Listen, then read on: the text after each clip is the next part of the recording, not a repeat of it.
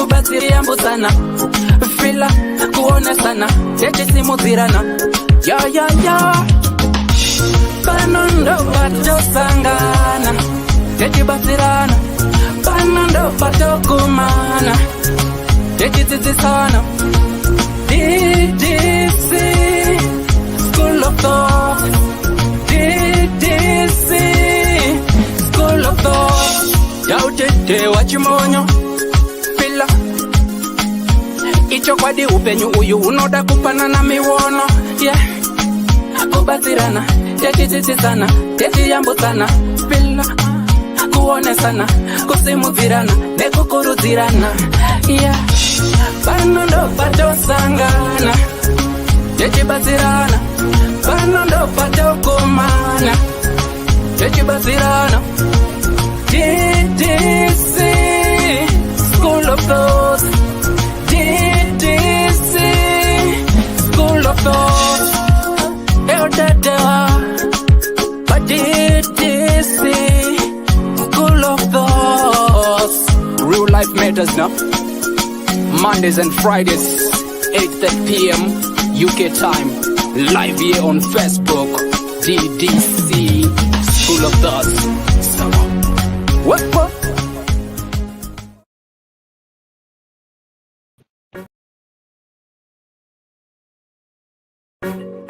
Ddc Currenters. We remain committed to helping our customers stay mobile. Dinomatika paguta, para muguta, uyakuna.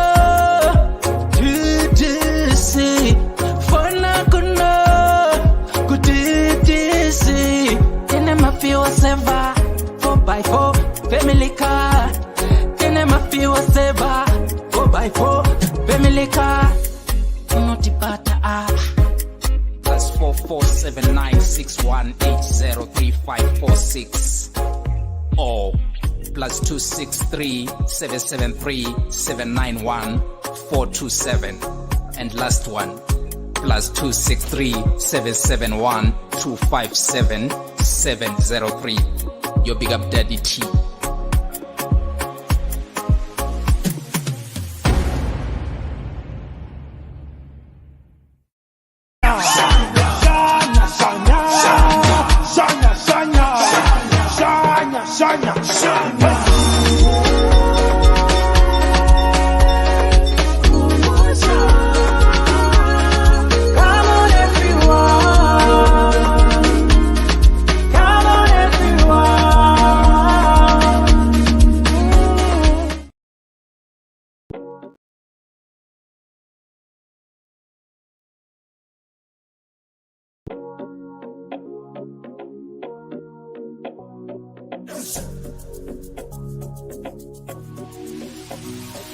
Imagine getting paid to view, like, comment, and share your favorite music from your favorite artist.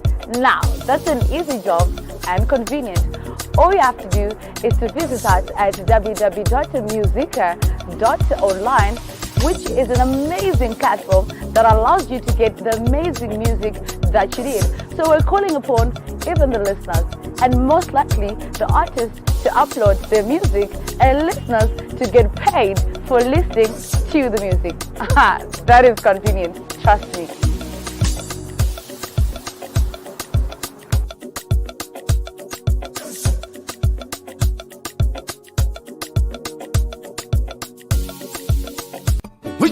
Jazz Marabilo one time. Ungabe udinga indawo yokuchadela kumbe udinga indawo yemhlangano esikubiza sithi ngama conference space. Ikulu indawo ema-Golis Resort. Loba uthanda ukwenza imidlalo enjengokugada escape, ukugada amabhizi kumbe ikanu. Woza uzobona ubuhle bemvelo. Ikhona njalo izipline ema-Golis Resort. Kumnandi labantwana asibakhohlwanga. Ikhona imjingo emihle emangalisayo emkhulu futhi. Ama-virtual reality lama TV amakhulu atholakala ngaphandle. Hawu wakuhle ema-Golis Resort. Khawuleza wenze ibooking yakho uze labangani bakho lizojabula lithokoze. Sitholakala ku Depshire Road, Harare, Zimbabwe. Ma-Golis Resort, an adventure and a leisure paradise. Hello, good people, say, Salibonani Mashkabezula Mashele, Janiba way to I hope and trust you guys are doing good wherever you are. Was a Friday, was a Mpela Viki. And did you say? Bom como zviri sei? Mine zonetsa network yangu yakadhakwa manje. Network yangu ma 1. But anyway, enda nyipa mitunhu zvakamira sei. Matianti. Mazano murungogara muchichema network zvaita seko. Ndo zvaita network yacho andisitomboziva. Iri papa yatombokata ndiri pakati papa. Yanga ichiramba kuedha futi. But anyway, regai tingoti murudo takadi takaenda was a Friday, was a Mpela Vic, wherever you are. Right, Florence because really say loveness, how are you doing? Edna click really say my story really say ndo andiri kuona ipapa ndo kuona ndiri kuona rapa loveness ndakuona Florence. I've seen you machine ndimo vanhu ndaona ipapa pachete saka wamwesa ndisanda kuona kana mangoti pfe teta sei tomoresana takaenda iro ndinetsa kueda thing yacho zvayo yakatostika yapapa I don't know why. But anyway, for those who are just joining us, welcome to the show, welcome to the program where we discuss real life matters of the heart. Tonight's program is sponsored by Ddc Rental. If you're planning to go to Zimbabwe, if you're in Zimbabwe, if you've got a friend or relative or your enemy who's traveling for the festive season or whenever they want to travel to Zimbabwe, please get in touch with the Ddc Rentals where we can offer you our services and you enjoy our services. So we've got what you call terms and conditions when you hire our cars. Your choice of picking up the car. If you want the car to be delivered to the airport, you can get the car at the airport. Or if you want the car to be delivered to your residential, you can get it. Or if you want to pick the car yourself at our residential, it's entirely up to you. You get our cars with the full tank. You've got 300 kilometers a day. You pay a deposit of 300, which is refundable. And on top of that, you are free to do whatever you want to do with the cars. So please get in touch. Our car starts at $20 per day. Those are 4x4s and $45 fuel saver to or $150 for a family kind open down on 910. So the choice is yours. To buy papo to atangoti murdo Clara chera muri say senda kwana ikoni muri David say right kana mu UK uchida Biltong unobata Florence unongo www.florencemeets.co.uk vanokuitira Biltong yakanaka chaizvo mabosi muri sei gift musha zviri sei murdo zviri sei mabosi vanokuitira Biltong akaita sei yakanaka uchida mabhana flyers business cards letterheads whatever pamphlets whatever you want munobata mukoma simba graphics ndo basa ramukoma simba vanogadzirira izvi zvamuri kuda ipapo tobva tati ipapo ukaenda paFacebook page pangu Shanya Events one event that is coming on the 4th of November ina mukoma Jazz Marabeni Freddy Gwara Malaika Manine Aganyabinde na Lady B. So Varupama free tickets. So they're going to ask you some few questions here. By DDC, 2 people are going to be given free tickets to go and see the event. Shanyai, you can out www.shanyai.events. Go grab your tickets, refer your friends. In the one promotion you go for tea, but can also register on what do you call it? World Remit. Ukangenda pa Shanyai page, Shanyai events page. You can register na World Remit yako. Ukangotumira $50 pounds ku Zimbabwe. The recipient, the receiver, anopuwa $60. Ukaisa Shanyai, unongoisa Shanyai ni capital code, inokupa discount. Saka uchatumira £40.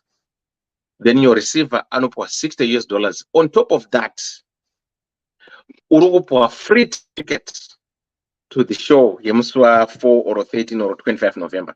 Saka please hurry. We want to 2 birds with 1 stone. Urutumira £50, not to Shanyai, but you're sending $50 to your friend or relative in Zimbabwe. Then on top of that, okay, a promotion code.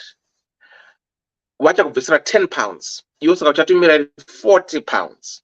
Per £40, muna Zimbabwe anopuwa $60. Saka, I think apart a very good profit report. Wapedza kudaro. You watch watumira, you are automatically qualifying to get a free ticket to the event. Saka, you're killing two birds with one stone. So please visit www.shanyai.events. Unozvibatira ipapo. Kana kuti chakupai mibvunzo panapa wowina pane 2 tickets to be given away. Dzekuti unoenda kwaroda kuenda. Ndi mukoma gwangu warapera apa. Ndiani kwa. Mukoma gwangu muri sei? Ndiripo zviri sei? Hapana network yangu iri kubhaiza futi kana hasa hapana sandadya futi. Saka ndiri mumhanya matomo acho ndombotodya chikafu. Manetwork yangu makwikwi. Ine COVID. Isingaiti. Saka this is what Shanya is doing. Saka please get in touch with she. With Shanya munongenda pa www.shanyai.events. Ipapo wobata matickets enyu kana kuchikuita questions pano. Regatiti kati ya urisese ko kati atokona ku birthday ra mukoma gwangu, right, on a serious spot. 27th of January 2024. Mukoma gwangu birthday, 60th birthday party. Holiday Inn, Junction 14 East, Milton Keynes. Ndo patiri kuita makuwerere baya musi 27 January 2024. Theme is gold and black and gold. So kana ura kubuka hotel yako tine discount code yawana ura kubuka hotel, but tiri kuti isusu we have got a limited number of people who are according to the venue. Saka our highest number is 130 people. So far 60 people have paid. So what you do is uruku badara you owe 40 pounds for your food, nothing else. Kune mama events ekunze muzobhadhara 70 pounds for a 3-course meal because vangoda kuzokavha deco, pachida kuzokavha ma DJs, but isusu tingoti hotel yakatiti 3-course meal it's 40 pounds per person. Saka tingoti zvibhadhare wega 40 pounds yako yechikafu, then wouya tofara. Ukada kubuka room yako yogara from Friday kusvika pauri kuda, tine discount code yedu iri kuenderana nemazuva atogara ipapo. Saka please be advised kuti the last date yema deposit yema 20 pounds yekuza kuti uri kuatenda here because tiri kusenza nenumber is 15th of November. Then the final payment of your 40 pounds is 15th of December. So do not assume kuti chazeta get crusher on the day. At number get crushers. We are strictly doing with numbers. Those who paid are the ones who are going to attend the party. Saka don't say Makazonita left out. No, this party is open to everyone. You need is your 40 pounds only. That's for your food. No one is going to benefit from your 40 pounds. No, you are buying yourself your 3-course meal. Then is zvimwe zvese zvinotisira music dheko zvese nevenue izvo zvamawako edu izvo. Iwe vuya tiselebrate birthday rani ramukoma gwangu. Mukoma gwangu mamuda kuti chii? No. Hapana zvendoda mbo. Ndazasema muda utaura. Okay, but phone yangu apa kapa ndikuedza kubata I don't know what's wrong with my sensor today. Your phone yangu. Right. Yeah, udoro tine vane bar rekuti you buy from the hotel. Saka vakatiramidza kuya with our own beers, vakatiramidza kuya with our own catering. That's why vakatiti everything is not provided on a hotel. Saka vane open pub iripo hari unombodhura doro rinenge 4 pounds, madrinks anenge 50 cents. Saka unongozvitengera ga doro. Saka murudo takadi takaenda. Saka varoda kuya but any one of us tine link yekuti you can join the group. Wangu join a group woza kubhadhara 20 pounds yako. Usango join a group uda kwanza number. No, when you join the WhatsApp group woza kuti uri kujoina uri kubhadhara your 20 pounds for commitment, then also bhadhara the last 20 pounds for the final bill yako 40 pounds for the food. Sonia Smith, how are you doing? Gift musha zviri sese, Katia zviri sese. Right, regai tingoti murudo takadi takaenda. Saka nyade anas True DG, how are you? Nyada nasi yakamira kada so ozo mbonotsvaga chikafu, but network yangu ndiri kunesa saka regai ndingoimhanya quickly. Right, nyada nasi iri kuti izvo dump him when he gets broke. Right, hello elder Dewan Ddc Makadi, please hide my ID. I'm 35 years old and I just want to caution my fellow ladies out there. Ladies, do not be afraid of being criticized for you wanting to leave your husband or partner because of no work. Let me say this: your happiness is most important. People talk and say shit because they don't know the pain you'll be in. As for me, I'm divorced 5 times, and the reason for my divorces are very simple or petty. 1, it was also due to lack of work. 2, was 0 bedroom skills, and other reasons. And the broke niggas vanochema kutenga Brazilian hair for $500. As for you, the young people, muchiri very young and marketable, munochire kana tea isina sugar apa kapo yacho haina mubato. Surely I don't know how it feels to see your friend in beautiful marriages whilst you just struggling. Isn't it supposed to be better? Why should you marry someone and still not be better than you were? So my dear, who want to divorce and the others considering to divorce, go ahead. My dear, it's your life. If he's broke or become broke, leave him. Boyfriend or husband, dump him. Love is sweet with money. A man is handsome when his pocket is full, not dry. Why should a woman become a man and take care of the family when there is a man in the house? I probably divorced 5 times and I don't feel bad about it, because if you are not wearing my shoes, you won't know how it's paining. After all, I came along on earth and I will die alone. Let him suffer alone.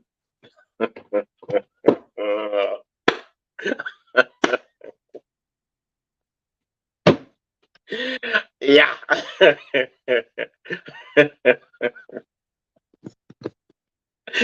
This is beautiful.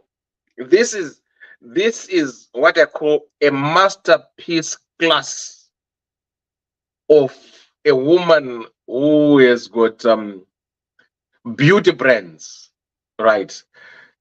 As far as people comment section on Facebook and on WhatsApp, they were disagreeing with this woman. I beg to differ, because this woman here will always preach about know what you want, right? We encourage people to live toxic relationships. We encourage people to be empowered. We encourage people to be happy. We encourage people to be themselves, be contained, be who you are. So we've got a woman here who is saying the truth. As much as this truth is not going to sit well with most people, and there's a comment which I read, like a woman said, no, what this woman is doing and her family, they are robbing people. It's like they are scammers. How can someone get married 5 times and every man who is marrying her, they have to pay lobola and all that kind of stuff? So it's more like a business. It's an entity where they are doing business with their daughter to say, okay, if someone gets broke, dump them, marry another one, and so forth and so forth. But the other bit which I find very interesting was, she said, a man is handsome when the world is full. I don't know. I don't know, but we have got a woman here who is giving advice, right? Which seems to be a very negative advice to most people. I feel people might say she's trying to influence people to be bad, to make bad decisions by saying, you know what, if you were married or if you're the partner and the partner become broke and they can't afford to take you for holidays. She even mentioned that, why do you want to date somebody who is not able or capable to pay £500 for $500 for Brazilian hair, right? So we've got a woman who has got very good taste buds. She has got sweet tooth. She likes something which is very sweet, not knowing if she works or not. But what I've realized in my line of work, these talk shows and everything, and mingling with people, I've happened to notice that most broke ladies who are parasites, who depend on finance from other people. They've got sweet tooth. Their taste buds are very sweet. They like things which they can't even afford to do for themselves. They portray this extravaganza life of top notch, which themselves they can't even afford. They want someone to inject their parasites, their suckers. They just want you to feed. They want you to inject it. When you tell them, okay, you yourself, can you? Most of the times they are zero. They can't do it, but they expect somebody to do it for them. So we have got this woman here who has been married 5 times, and as soon as she feels that this boat is now rocking, it's about to capsize, she doesn't even wait for the storm to calm down. She just jump off and say, you know what, I'm leaving. No, I can't stay with a broke person. So she's saying, ladies, I'm telling you, I'm one good example. I've been married 5 times, I divorced 5 times, and I'm happy. And especially for you youngsters, munodire kukuchane tea kana isina sugar make meters waste aina kana mbato. So she's saying, leave if the wife becomes broke. If the wife cannot do what you used to do, why do you still want to hang around with him? Leave, move on, find someone who can spoil you, someone who can buy you 500 thingy hairstyle. So I don't know if we can say it's a good advice to empower other women not to stick around if your man is broke, if your men can't provide the way they used to do. Is that so? Or do people need to love people for what they have? Or people should love somebody for who they are? So the choice is yours. Do you love me for what I have, or you're gonna love me for who I am? So most people, I think, is for what you have. What can you offer? Especially, it's sad for us men. I feel the pain in the sense that most women, they expect the men to be the provider. They expect the men to do everything for them. You come across a woman, you approach a lady, say, oh, hi, how are you? My name is Dewa. Or, I fancy you looking nice. But then they also, oh, what car are you driving? Oh, what's your salary? What do you do for a living? Okay. No, I don't have a car. I'm not driving. I've got nothing. No, you're not my class. You're not my type. So, okay, where do you work? Dololo. She doesn't work. Okay, do you have a driver's license yourself? Ta-ta-ta. She doesn't have a driver's license. Have you ever driven a car in your life? Boom. She never driven a car in her life. At your household, the father doesn't have a car. The brother doesn't have a bicycle. The uncle doesn't have any wheelbarrow. Nothing. But herself, she is expecting me. When every night, what? Going in a 4x4. And she do it as antenator. But that's not fair. So this is the woman that we are having said, if the man gets broke, please damn them. Find somebody. Glad my brother, how are you doing? Sheldon is Wafaro, as it say, yeah, since you how are you doing? Debbie J's, what's up, my dear? Christina Chene Marambiri, how are you doing? Roger says, Dira Mugurango, Zidi say, Razero Siko Sela Mugomango Murugus gonna say, Miren Kahoma, Maria Kahoma, Zidi say, Ketia, how are you doing? Zungezeso Zataru Wabo, but Pakuzuru, Waka 5 Quete Bodo. Right, Varamba. Right, Andy, what do you say? Cherajash. Ndiripo. Chitaura writing on Bolsa Gachkaf, Muchimana Mugoma Bang. What do you say? Yeah, bo. Mirai Magadaran, Mirai, Major Chitem, how are you doing? Yes, Kwanga, Gracie, how are you doing? Benson what was really say Eddie Kez, how are you doing? Magrem Dawan, how are you doing? Mkoma Christopher Mkofa, really say Gift Musha, really say True DG, how are you doing? Sibongile Kuman, how are you doing? Kambil Rufu, really say Joy Sipa, really say Mildred Bulai, really say Alice Finerera, really say Saranyan, how are you doing? Cleopatra Murinam Tiswas, really say Konin, how are you doing? Ruby Zaimadzira, really say right. I think Mesenda Sogona, Edna Clegg, how are you doing? Mashi Story, how are you doing, my dear? Debbie Jazz, really say Clarity, my Brian, how are you doing?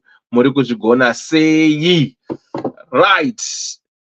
Saka murdo takaenda takaenda right nyedu mainzwa ka yedu yatina nhasi about this woman who has been married 5 times, and she is advising other women that if your man gets broke or lost a job, please don't stay, leave and move on, dump them. So anti munotchini nyene nhasi. Oh, yeah.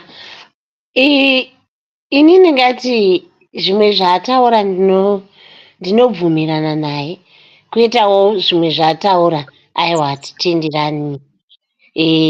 Ndoda kutanga ndichiti mhoroi vanhu vese, mhoroi makeyboard warriors kuseri uko, muri sei? Mukoma gwangu muri sei? Isu bo muri seiwo? Kunomboti tonhoreko tipise, zuro nakuswera nezuro kwaipisa kwaivira. Nhasi tadzokera kumajuzi, tadoturunura machira atakataturika. Ndikoko. Ya, zviri tipinde munyaya. Ini ndinofunga kuti zvinoenda nezera. Sezera rangu ini, kana kuri kunzi Mwari vandipa chance yenext life, I won't date a broke guy.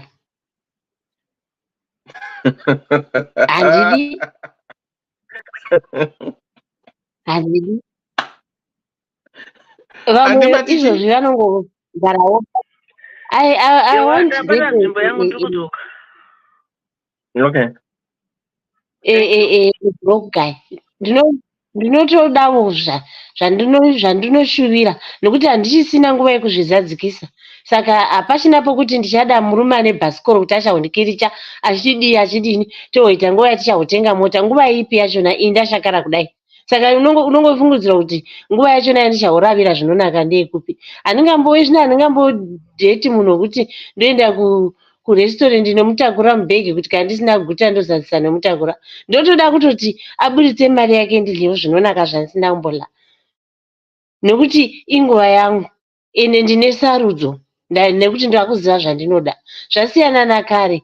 I didn't know this world kuti unogona kuendawo kuresitorendi ukadya zvinonaka. Taitofunga kuti kuneveko. Saka izvozvo ndakuziva kuti umo munobvumuka kupinda, umo munobvumuka kupinda uchidya urimo. Ndonodheta munhu anouya nezilofu rechingwa, vamwe vachingodya huku. Aiwa kwetera. Nguva yangu yokudya matombo yakapfuura. Ndakudawo kudya huku yachona.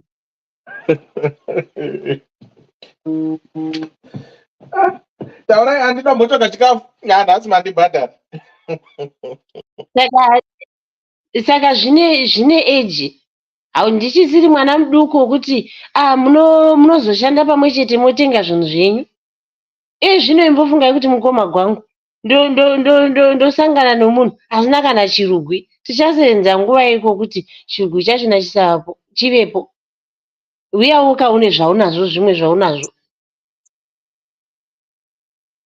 Vanhu vasina mari vane varidzi vavo vokuti muye muchikurawo muchiinda. Inini iko zvino zera rangu ndodobvunzawo bank balance kuti makamira sei, mune basa rei, munoita nezvei. Handingadheti rovha rokuti kwai rongogara riri pamushana rakangomirira kudavira kuti tisvikewo. Aiwa, hazviiti. Ndakutodawo maproblems kwete nhamo. Ndingangogara ndiri munhu wokubvunza kuti exero rebhara rinoita mari, vamwe vachibvunza maprice emata emota nei.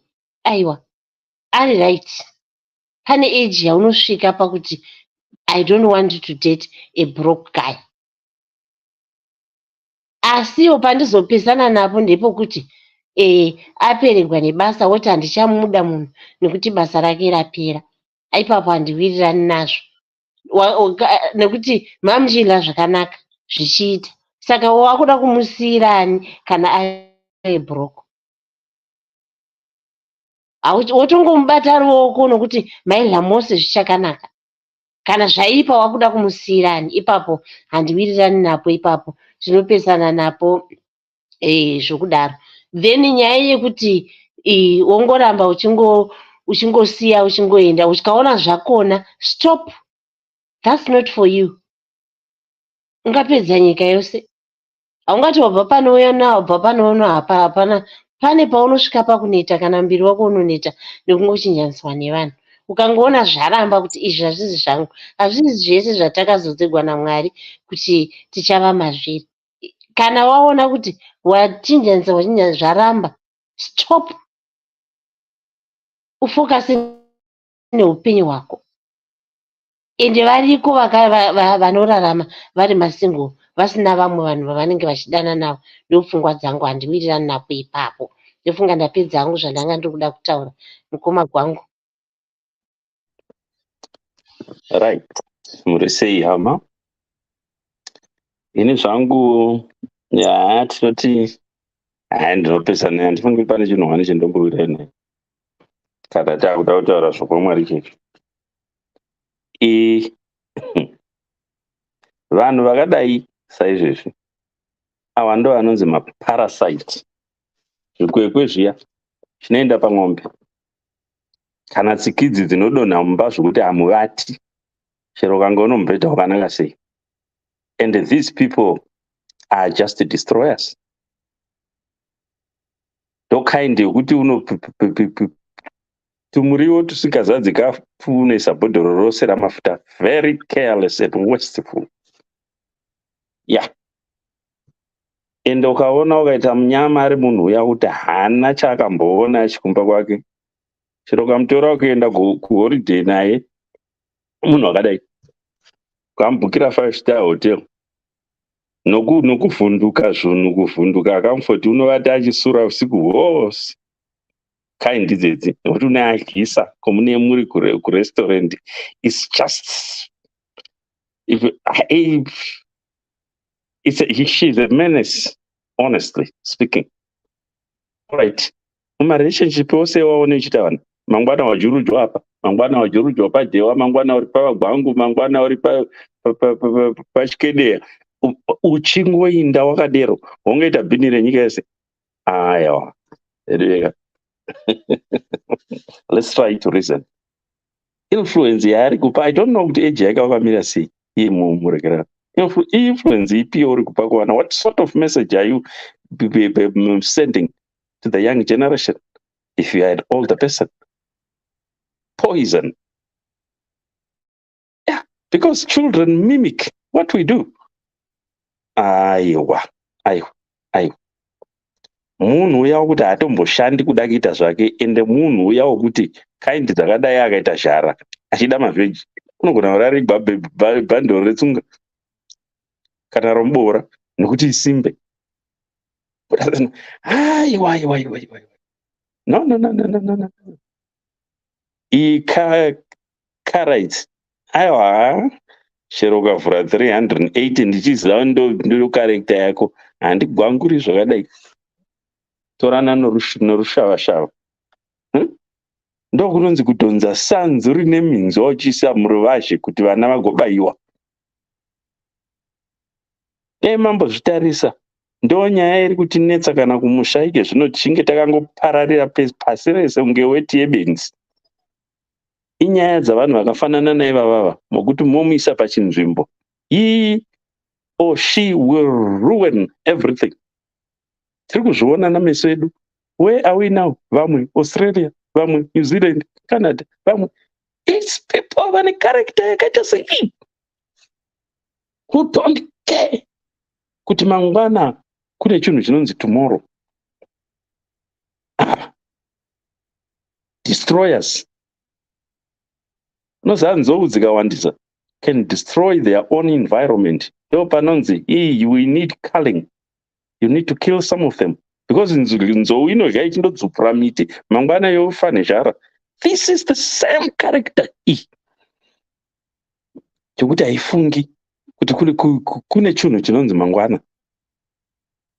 Apo wabva, apo wabva, apo wabva. We have meat characters vakafanana naivava, ende ukaona wadanana nomunhu wakadai wapinda peace. Kumba kwenyu kubva uchiri muduku waisunda matoyi amatombo nezvidhina, ndokukura hauna kana kumboita effort yokuti dei ndazvisimudzira. No, uringotarisa mwana wavamweni kuti nhai uchazoita zvakati, uchazoita zvakati. Yako iwe iri padanda shamwari. Ya iyi inotori apprenticeship board panodzidzira varume kuita kwangu. Ndo zvinokangamwa vamwe vanhu vakaita savavo. I don't want to be near a person like this. Hell no. Embofunga uchitsunga kuti isi vamwe varume tikagoshongorara navakadzi vese so. Mwiri wako haufaniri kungoonekwa na every Jack and Jill. Toponozopedzisira navana 100 kutobhoshana zvezvezvo kuti chino haya mabhazi kuti vana vaende kumaholiday. Come on. Variko character dzakadai dzavakadzi, dziriko character dzakadai dzavarume. Vana I don't care. Mainini demazama kuita munhu kwaye, kwete izvi zvomuri kuitiitira izvi zvokuti munoda kuita bhini renyika yese. Varume ndimuzei kuna varume havazezi kugwangura. Vanogwangura unovaona vana dzungumeni vasingaketi, vanongoti chero pane kanavo vanodhidha. Zvokuziva kuti murekera iyi haina kuiswa mushonga, rekera dziva iri rine hozhwa dzinoitisa bhalazia. They don't care. Ndo character youri iwewe. Ende handifi ndakatsigira zvinhu zvakafanana nezvizvi. Because character yangu ndeyekudestroya. Hauna tsitsi nechibereko chako wakaita sei. You are a receiver. Varume vane zvavanodurura mauri iwewe masangana. And you don't care about that. Isu vane varume tikangosha kungokanda marara pese pese. Unoti naye bhini inondoriwanira kupi. Asina basa unongokanda murodhi. Yeita health hazard. Kuna varume vari careless sewe. Ende ndawanavo one mukadzi ari so careless. Yes. Hapana chakamboipa kuti uzviitire iwewe zvimwe zvinhu zvako. Ipapa pakuzoshaya pokuti unoda kungopinda pana vanhu vane zvinhu zvavo. Ndo pane mviro dzokushandiswa. Apa. Manipulation. Vanoita varume vakawanda. Because hauna chako chouinacho. Chinhu chouinacho chako. Ikapu iri pakati pamakumbo ako. Shamari. Hauoniwo kuti zvaunotaura hazviti. Hauna tsitsi nemuviri wako kana mbichana. Tobvapo ndichienda apo. Uchiiswa chinyi? Wavata naJohn nhasi, wavata naPeter mangwana. Because Peter anenge ane zvimari zvake zvaandokorokoza. Ari kumwa hutsvuku, wamuona, unoti ikanwaro. Kozoenda kumba kwaPeter kuyamanheru, wowana Peter unovata pasi. Ushati kudiwa wazha mari yake. Ewe. Shamari, dzora maaramo. Handifungi kuti chaizvo mashoko auri ndotarisira kubva kuti unotombokwanisa kunyatsozvigeza uchiita mushe. Wazi mukadzi ari smart hatauri zvinhu zvisiri smart, zviri dirty sazvizvo. Anyway, handina zvakawanda zvandingataura, but kuti haikona kungozviita bhini renyika yose. Yeah. Because iyi ndo character yandaona mauri. Hatikurambidziki kuita maklasi, but zvokutaura ndinobvapo ndichienda apo. Ni moyo wangu watomira. Anyway, thank you. Ndapedza.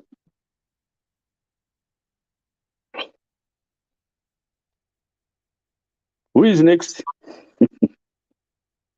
Handisivo. Ndo vari. Mati mati nai mukoma gwangu tongo uningirisana napombi yadonha here. Ndati ini pandapedzisira kutaura dema makateerera, hatikurambidziri kuita maklasi, asi uyu haasi weklasi, uyu anoda kuzviita bhini renyika yese namatauriro aanoita. I hope from this bus to another bus, ndiyo karekta yake. Hatina mbokurambidzai kuti ivai neklasi. No, never said that. But the way she has put her message across, inomisa moyo. Nyaiwa ndapabata. Wabuda basa nhasi, wasiya, mangwana akadzokera pabasa, woda zvekudzoka zvinhu zvopika. Tiri kuti aivaona vanhu kuti unomboperegwa nebasa. Yeah. Mangwana umona adzokera pabasa, woda kudzokerazve. Woita mhuka aiwa. Ende unotoona nevarume vachona vachitodzokerawo kana vanyangirwa kudaro. Nokuti kana munhu wasiya munhu aperegwa nebasa, ko kana akazowana rimwe woita sei? Ndakupa example yokuti kune varume vekarekta yake yekuti ndatsenga marara pano ndongokanda parekera pamba chaipo achidya paunokanda marara pasi, bhini riripo pokuti aise marara. Dziriko karekta dzavarume dzakadero. Ndiwo munhu unozova kunzi unavana 60 70 fanika zvetinohwa zviri kumwe. Taura kuti ukaona karekta yakadai ikava munyika, that's why we are everywhere. Seweti yomupengo, because bezi parangofamba pese rinongoita weti harinei kuti pana vanhu papi rinongoitira weti pose pose, chero rikasvika pamba pano mugomo wemvura rinongoitira weti. This is the character we are having, zvaita kuti tipararire pose pose kunge weti yebenzi. Iyo character yemukadzi iyi. Asi ukada kuzvitarisa mukoma gwangu, inini I feel kuti anotobuda zvake mune ino ojamba oenda mune iyoyo. I find it way much better than munhu anenge ari mumarriage asi achiita mabasa ake ekuti varume vanenge vachingoita pati paari. Uyu murume achizvinyengedza achiti ndina mai vekwangu. I find kuti anotobuda kuti inini ndave free pane apa ndakuenda apo pana vambofu.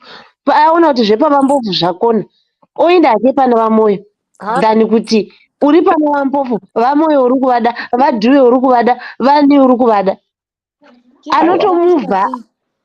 Inini against naye. Is she giving to younger people? Deborah, can I ask a question? Can I ask Okay. What's the story? Because Rules Kwakunge, she committed crime of the century. Maybe I've Okay, read a different story. Deborah, tell me who am I after? All right. Let me do it this way. Aline, how are you? Cut your say, Mamboka, Murse, Malua, Murse. Good. Deborah, just put me in line. This year, I'm going to do after me. That's all. Those are not with the man. Right. Aditara Mataura did it. Mukoma Dewa, ini ndataura regai ndimhorose vamwe vangu vese ndiwane kudonha.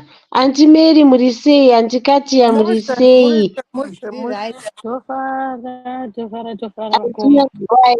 Moro wangu nhasi ndafara kana muri pano ndanda kukusuwai mazuva enyu. Thank you so much. Ndakudonha hangu. Mawana tahwereketa.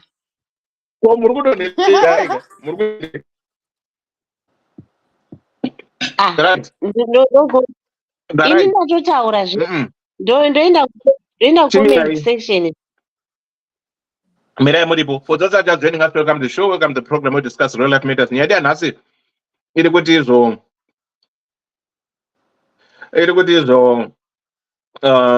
dump him when he gets broke. It is all that they went Ddc Makadi. Please hide my ID. I'm 45 years old and just want to caution my fellow ladies out there. Ladies, don't be afraid of being criticized for you wanting to leave your husband or a partner because of no work. Let me say this: your happiness is most important. People talk and say shit because they don't know the pain that you'll be going through. As for me, I'm divorced 5 times, and the reason for my divorces are very simple or petty. One, it was also due to lack of work. Two, was zero bedroom skills and other reasons. And the broke niggas vanochema kutenga Brazilian hair for $500. As for the young people, muchiri very young and marketable, munochiri kana tea sina sugar, apa kapu yacho haina mbato. Surely I don't know how it feels to see your friend in beautiful marriages whilst you just struggling. Isn't it supposed to be better? Why should you marry someone and still not be better than you were before? So, my dear, who wants to divorce and others considering to divorce, go ahead, my dear. It's your life. If he's broke or become broke, leave him.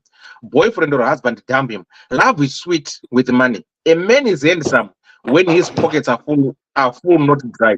Why should a woman become a man and take care of the family when there's a man in the house? I'm proud to divorce 5 times and I don't feel bad about it, because if you are not wearing my shoes, you won't know how it's paining. After all, I came alone on earth and I will die alone. Let him suffer alone. So that's the story for tonight. So different opinions, different views. So murdo takaenda takaenda. Right. Mukoma gwangu mamutari na ndichera. Regai ndipe mambokadzi, then kati ya mavhiwa yolin mirai. Mambokadzi, mirada ndokujambisa Eileen because Lynn ari kuZimbabwe, maybe network yake inonetsa. Saka kati ya unosara after mambokadzi, then musekuru Benford muri sei? Mukoma gwangu ndimuri kumhanya program because ndichadona network yangu rinetsa. Right, Lynn. Mwana Ephraim. Maswera sei? Vabva wadona dewa. Go ahead. He said Okay. his network is a problem. All right. So it now just be short. Ndichiri pabasa. I don't really know where this Nyaya is coming from. I don't know what she has gone through before. Kutazosvika papointi this person, but inangu ndiri mwana mudiki. I'm not that old. I'm only 31. But I don't think money is the sole reason that one should get in a relationship or marriage for. I've come to realize that our generation, we call ourselves independent, powerful Black women and all that, but I have a feeling that we are the most depressed generation compared to our mothers and our grandmothers. If people were going to get married for money, then I don't think even our grandparents were going to get married in their ages, because those people were broke. Those people were really, really broke, but they worked through it. And some of us we are enjoying inheritance from our grandparents, which they started from nothing. So this person actually saying, Kuti, you leave him because he is broke. I don't get it. We are the most depressed people, depressed generation compared to our mothers and our grandmothers. She might sound like she's all that, Kutina and all that, but I think when she's behind closed doors, she's the loneliest person in this world, because you can't just go after money, but marry if he's broke, leave him. If he's broke, leave him. I heard a woman saying that she went, there's this place, she didn't mention the place where it is, but she said here in Zimbabwe there's a place that I went and I wanted mbinga. So I went to that place and they told me to ride a white horse, naked. While I'm on that horse, I will then say what I want and I'll get it. And she was saying, I'm living an amazing life. Like, my child is going to an amazing school, being an Akaiwana, but in a peace. So at the end of the day, you might have the money, but you might not have the peace. Why would I go and ride a horse naked just for money? Come on, guys. Maybe I just don't get the background of this whole story, but for me, if she has anger issues, the anger is misplaced. If she has issues, she's just ranting on the wrong, she's just a dog barking on the wrong tree. I don't think money is the sole reason that you should get into a relationship or a marriage for. Iwewe alright, pane mwakazondichizodi unoti unoda mukomana ane mota, iwe unayo ere mota yacho. Unotoda mukomana anokuendesa kurestaurant. Can you afford to take yourself out for a restaurant, for a dinner, just taking out yourself? Are you able to do that? But you're expecting someone's son to do that for you. So I don't know. I'll let you, the eldest, to say more. Like I said in the Mfana, but this is not making sense for me. This is just misplaced anger, and money is not everything.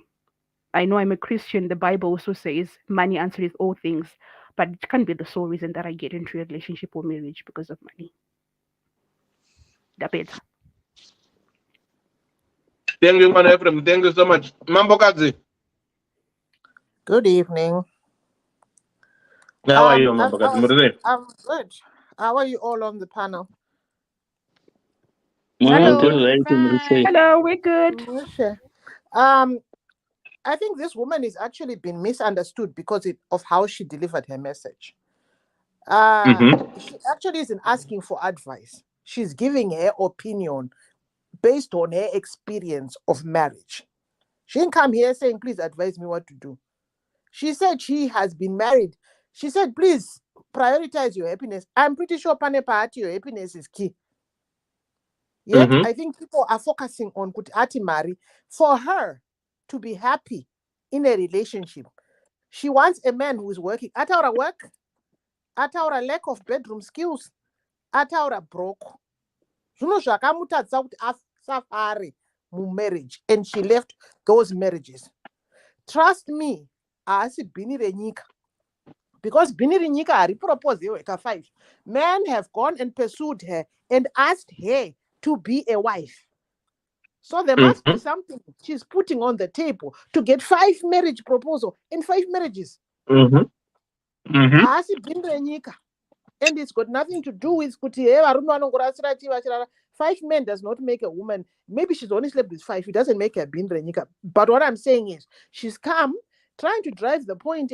Don't settle for a marriage that doesn't make you happy. You only live once. For her, love is sweet with money. That's her words. And that is her experience. And that is what is her expectation of life. We're not in a position to tell someone, can you comfortable to love without money, or to love without bedroom skills, or to love a man without work? That's for you. She is coming to tell people their story. Kuti, don't settle. Life is too short. But vanhu vari kujamuka kuti ati mari anotoda mari. Kune vakadzi vanototi havatodi. Inini, I don't want a broke man. Why? Because I'm not a broke woman. I am not a broke woman. She didn't say she was a broke woman either. She said, in fact, she said that she doesn't want to end up looking after a man.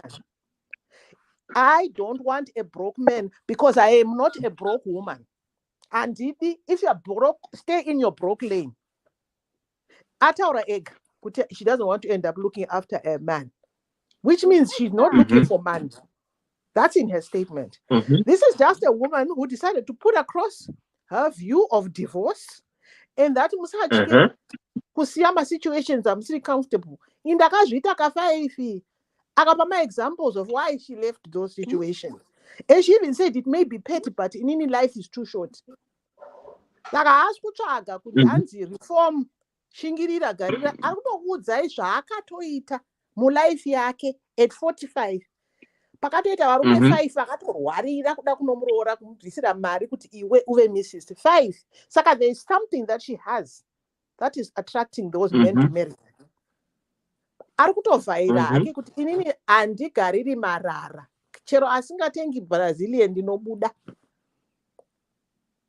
Saka and unfortunately ndozviripo. Kune vakadzi vanoti ina handidi murume asina passport. It's a preference. Haungamanikidzi kuti gara naye chete. Life is too short. Makuru aita upenyu kudhara vanhu vaingogara nevarume. Nothing she says in her statement is of national threat to people. She is saying what is her preference. She says nothing that offends anybody. She is saying I. In all this, she's saying I. Life is too short. I'm happy. They didn't deliver. Saka ari kuudza vanhu kuti aiwa musashingirire zvamusingadi indakasvitaka 5 inchisiya. But you trust me, variko vakatokiwa vachamuproposera mukadzi yeye vari kutoda kutoti ave Mrs.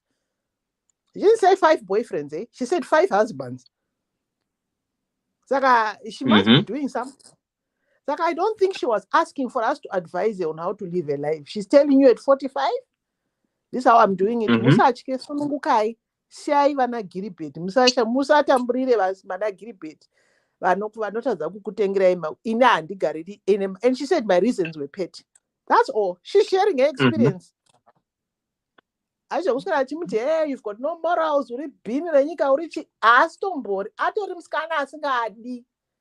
Fly economy class. And you're not going to make her do that.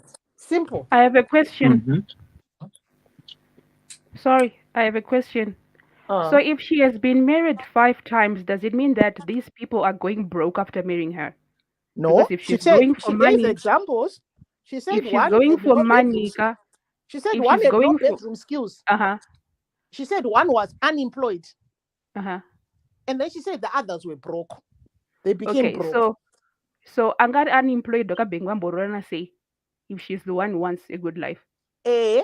Kana munozo munhu anogona kutongoti ambazi munhu anogona kutongoti kuna varume vanoti varoora muchishanda zvakanaka munhu otanga kuti hanzi ndakuenda kunoita kosi yandaida kuita otorega basa variko hobhu varume vanotanga kutsvaga mahabitual students akazara kunze kweti 48 oti zvonda enrolla first freshman ndakuda kuita pane kosi yandaida kuita kudhara yandikufunga kuti ndikaiti.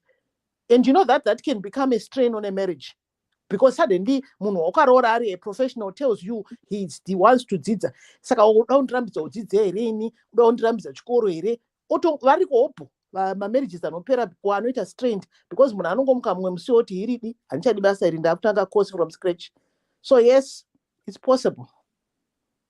She didn't say any of these men suffered a disability or anything. She simply said vaitadza kuprovider for her. Unless someone else read something else.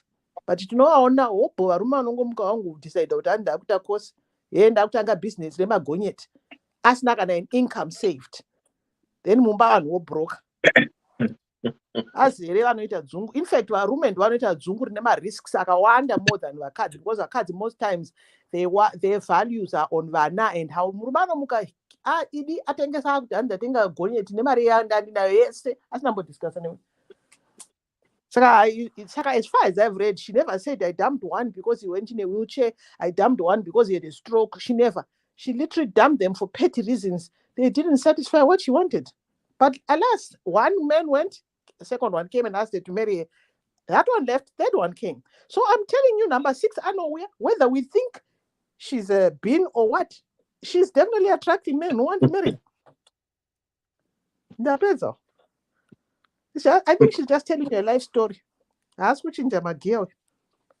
Hello, are kuchinja magia? Hi guys. I think you kurarama ndikufara akutotivhairira isu vana Eleno vakarorwa vakawandika zvakati 4 zvake arikutotivhairira ende arikuvarambira zvinhu zviri simple. Yeah. Hi guys. Ndapedza tewa. Mambokazi ndowirirana wepo pai. Ndapotala pekutanga pashow ininika trust me on this one. What you have said, this is exactly how I feel about this woman and I'm proud of her. Thank you so much. Nikusimbisa mashoko wangu. I know that wabede deni mkano. Rega mbonzo wangu waru kuti Katia, how are you? Sekuru beni vodi murizei? I'm fine, thank you. Ini nangu astendi na siku gwangu zangaru kutaka. First of all, Dewa, kana muruma warambwaka 5 times anditi. Let's be honest. Spade it to spade. Warambwaka 5 times. Chimbozvita self-evaluation kuti ndikurambirwei. Vese vendiri kutsvaga 1. John, une problem. Peter, une problem. Moses, une problem. You don't perfect. Katia. Katia. Katia, hold on one second. Mira, hold on. Yeah, but Mira, hold on. wakaramba saka dzimwe nguva All right, Mira, Katya, 1 second. Katya, 1 second. Pana downzo WhatsApp zvakanaka. Hold on. Regai ndidzokere unobva wataura kapedza. Mira, hands dump him. Mira, hands dump him when he gets broke. Hello, elder, they went DDC Magadi. Please hide my ID. I'm 45 years old and I just want to caution my fellow ladies out there. Ladies, don't be afraid of being criticized for you wanting to leave your husband or partner because of no work. Let me say this. Your happiness is most important because it's most important. People talk and say shit because they don't know your pain you will be going through. As of me, I'm divorced 5 times. And the reasons for my divorces are very simple, repeat. 1, it was also due to lack of work. 2, was 0 bedroom skills. And 3, and other reasons. And the broke niggas vanochema kutenga Brazilian hair for $500. As for you, the young people, muchiri very young and marketable, munotsireka na tea sina sugar and the cup ya China mbato. Surely I don't know how it feels to see your friend in beautiful marriages whilst you're just struggling. Isn't it supposed to be better? Why should you marry someone and still not be better than you were? So, my dear, who wants to divorce and others considering to divorce, go ahead, my dear. It's your life. If he's broke or becomes broke, leave him. Boyfriend or husband, damn him. Love is sweet with money. A man is handsome when his pockets are full, not dry. Why should a woman become a man and take care of the family when there is a man in the house? I proudly divorced 5 times and I don't feel bad about it because if you are not wearing my shoes, you won't know how it pains. After all, I came alone on earth and I will die alone. Let him suffer alone. Right, Katya, continue. Yeah. Why did you even wanted to get married if she came alone in this earth? What did who got from the day where it go? What did who got Wakorore 5-1. My point, please don't get me wrong. First of all, Dewa, iwo kaunoti zvinhu zvari kuita zvisi kushanda o varume vari kutsvaga havasi kushanda saka sina nawo and I agree nasekudhewa kuti nasekuru gwangu kuti why uri kuda message uda kupa message kune generation kuti what is she trying to promote kune vanhu kuti musaroorwa here rambai varume here musagara mudzimba here dewa do you know that kuti indogona kukuroora iwewe uri single ini ndiri single I can make you rich. That's how powerful a woman can be. There are women who can lift up their husbands with nothing and there are women who can destroy husband with something. Saka unogona konoti iwewe mukadzi ukanoti murume wako haasi kukwanisa guide him, teach him kuti baba boy, this is how we find a job. Let's do research, let's do the job, let's do this. Kana une $50, 25 ngaichengetwe, the rest you can spend, go out for dinner, dress like this. It's us women who guide the man.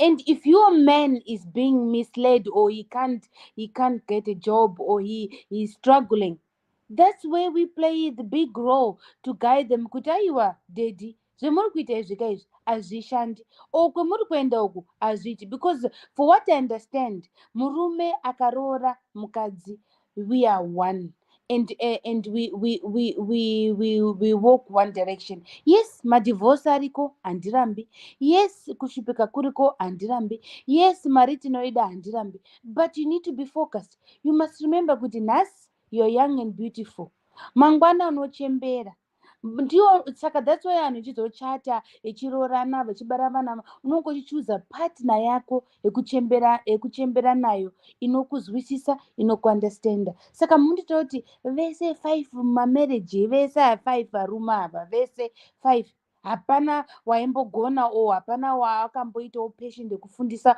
o kumubuilda o kumubatsira, hapana, vese vabed in bed. Hapana, isusu at least isusu mazimbabweans takakura tisingazivi kuti what is sex. Waizondozoona sex waroorwa o wamarriage wachata. Saka we knew nothing except kuendeswa kuma theory but practical wise we knew nothing. Saka you all learned from that marriage from from that day you get married. Saka ini ndikushamisa kuti uri kuti haiwa mare pano. Do you know that kuti dzimwe nguva unogona kuroora munhu nemare, iwewe nebad spirit yako murume obva aita rombe rekupedzisira, rombe raya rekuti munhu unoti maiwe chinyi, unogona kuroora munhu usina chiro kana motika asina, but mechishanda mwese muri pamwe mechitowaka mechiita mamensheni mechiita zvinhu zvenyu. Hello, is anybody there? Yes, we are here. Okay. I thought I was talking to myself. Saka murukonoti there's a two ways in this story. Kuti uruku focus yes. I can understand the pain. Yes, uruku focus out andidi murume wakadai. But what message is she sending through kune vanhu kuti iwewe haufanira kudai. Isusu vakadzi tinovaka varume. Mukaona murume aine mari zvezveka akanaka akapfeka hembe dzakaainwa akapfeka ari mumotika unofunga kuti it's magic. Haisi magic. There's an amazing and a strong lady behind. Saka iwo mukadzi usikagoni kuleader from the back uda kundoti zvinhu zvese zviitike, there's no wanting machine yekuti unogona kuita anything unoda murume wakadai. No, we all build from scratch. It's the same thing nevarume vanotida tiri vetiri. And as we get older, mazamo anodonha, face inodonha, mabvudzi odonha, but they still love us as we are. Saka iwo kana wati 5, inini chiri kundibhodha panyaya inge chikuti 5 marriages. 5 marriages. And do you know that I know you don't need my advice or you don't need anything from us. You just want to know more or less what we think. But 5 marriages and I'm worried. 5. 1, all right, it was a mistake. 2, it was a little bit of misunderstanding. 3, it was love. 4, 5 yange. Saka why am I bumping on the same wall or in a different wall instead of looking forward where I'm going? Saka ini nangu kana ndichiona situation inge kuti ngasatara kuti kana life is too short. Some of us, I'll give you my example. I was married before, murumongo kashaika. But I had my job in Mozambique, I had my car, I had my family, I had my friends, I had my business, and I got married again.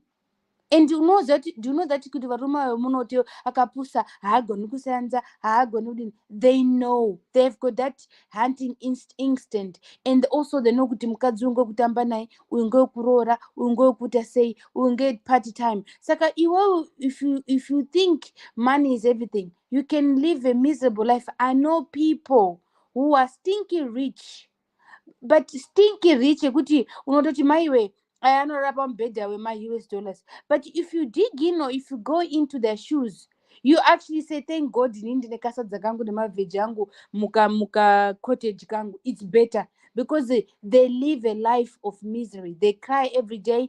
They're in debt. They're in problems, endless problems. Saka dzimanguwaka, my money is not everything. We all working. Ngati dzidzisane how to make money, how to survive, how to help our spouse, how best can we empower our husbands, how best can we direct them. A man is in your hands. He loves you. He has no money. Murume wangu ngatidai, murume wangu wadinombotraya. Zvinooneka ukadonha ukashaya mare zvinooneka, but I'm with you. The moment you say to your partner kuti we are in this together, they will understand. Because musi wachaita rich, musi wachaita mare, even kana kaona girlfriend akaita unga Beyonce, hatombodi kumuona ngekuti unoziva kuti ndina Katia wangu ndakabva naye kure, tichirara pasi tisina mablanketi, tichibikira 1 poto, tichigeza tisina sipo. Nhasi taane majacuzzi, nhasi taane BMW, nhasi taane zvezvede. And then that's how you build a relationship. And and it's so sad kuti. I like what the other lady said earlier on kuti. It's so sad kuti our generation nowadays, we are the most sad people on earth. We pretend to be what we are not, we show what we are not, and yet there's someone crying inside you wanting to be different. Saka inina angu, I'm not against what is a Brazilian hair. What is 500 US dollars that you can buy? Wanoti murume wako agoni, murume wako haana mari. Zvitengere.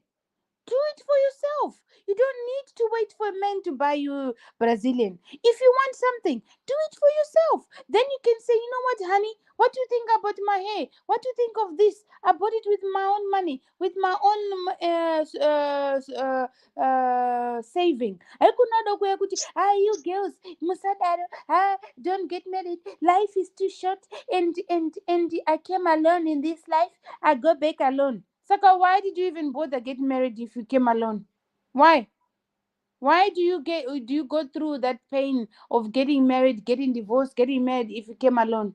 Don't give people wrong direction. Don't give people wrong impression. A good marriage advice like marriage is a sentence. No, a marriage is it's two people from different cultures, from different backgrounds, who come together and work it out and find a way how best they can work with their difference. And being in a marriage doesn't mean that it's lovey-dovey every day, but it's to know how best can you resolve, how best can you communicate, how best can you help your partner. Because if you get married, if I'm not mistaken, munoita vials are good for poor, for rich, and for sickness. Saka, when you getting married with all these 5 guys, did you say these words? Or wakandoti naro Rwanda badari wa mare, how best can I get this money? Zatopera ordinary bedroom, wotorara naye onota hapana chiripo otomusiyazve. Saka guys, you need to understand kuti these programs, like what Dewa is doing, we are talking real life, we're talking advice to build people, not to destroy generation, not to destroy people, not to say aiwa inini murume wangu ana mota, murume wangu ana chakati. How about, like, I like what Dewa said on the beginning. Iwewe kumba kwenyu mune mota here? Hamuna. Iwewe kumba kwenyu munema the Brazilian here? Hamuna. Saka, sit down. Find a way to do it yourself. You know, do you know that kuti muma marriages there's so many times that vakadzi, they cover up for their husbands. Unoona mukadzi akachena, vana vakachena, mumba muri smart, mune chikafu, but murume haasi kuenda basa. Mukadzi ndiye uri kukavha mabills kuti zvinzi tiri 2 in a house. Agora iwo uri kuti inini kana asina mare ngaende, kana ari rambe forget pano. Saka what message are you saying kuti saka varombe havachadanani here, havachadiwi here? Munhu usina mare haasi munhu here? Munhu usina chiro haasi munhu here? Kuroora munhu usina mare, is it a crime? No, it's not. But we learn together. And believe me or not, dzimwe nguva unoroorwa nemurume une mare, but hauzivi kuti mare yakabvepi. 1 plus hauzivi kuti what is he doing behind the scenes, and hauzivi kuti paunonga uri kuspenda mare iyoyo what you doing. Saka I prefer hangu munhu uri middle class unonga ari kutrya, and even akaruza basa, I know kuti he's trying his best. I know kuti we are in the same page, and I know kuti kana anayo uchazorealize kuti murume mukadzi wangu, she always stood by me. Sometimes Mwari unotipa varume ava, otipa futi my temptation, otipa futi my difficulties, kuti mangwana uzoti kumana murume wangu. And your love, when you get past that situation, pemunotenga the first car, believe me or not, you and your husband will be the happiest people in the planet. But zvekuda uzoti udobekerwa keke, udopuhwa imba yausina kuwaka, yausina keke rausina kubheka, haumbozivi kuti zvinhu zvabvepi. The easy comes, easy go.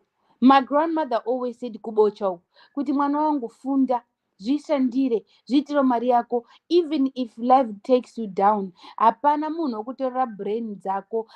The world can take away your car, your house, everything, but they will never take the wisdom, the njere dzako mumusoro. And kana une njere dzako mumusoro, you can always start afresh, you can always start again, you can always make it different.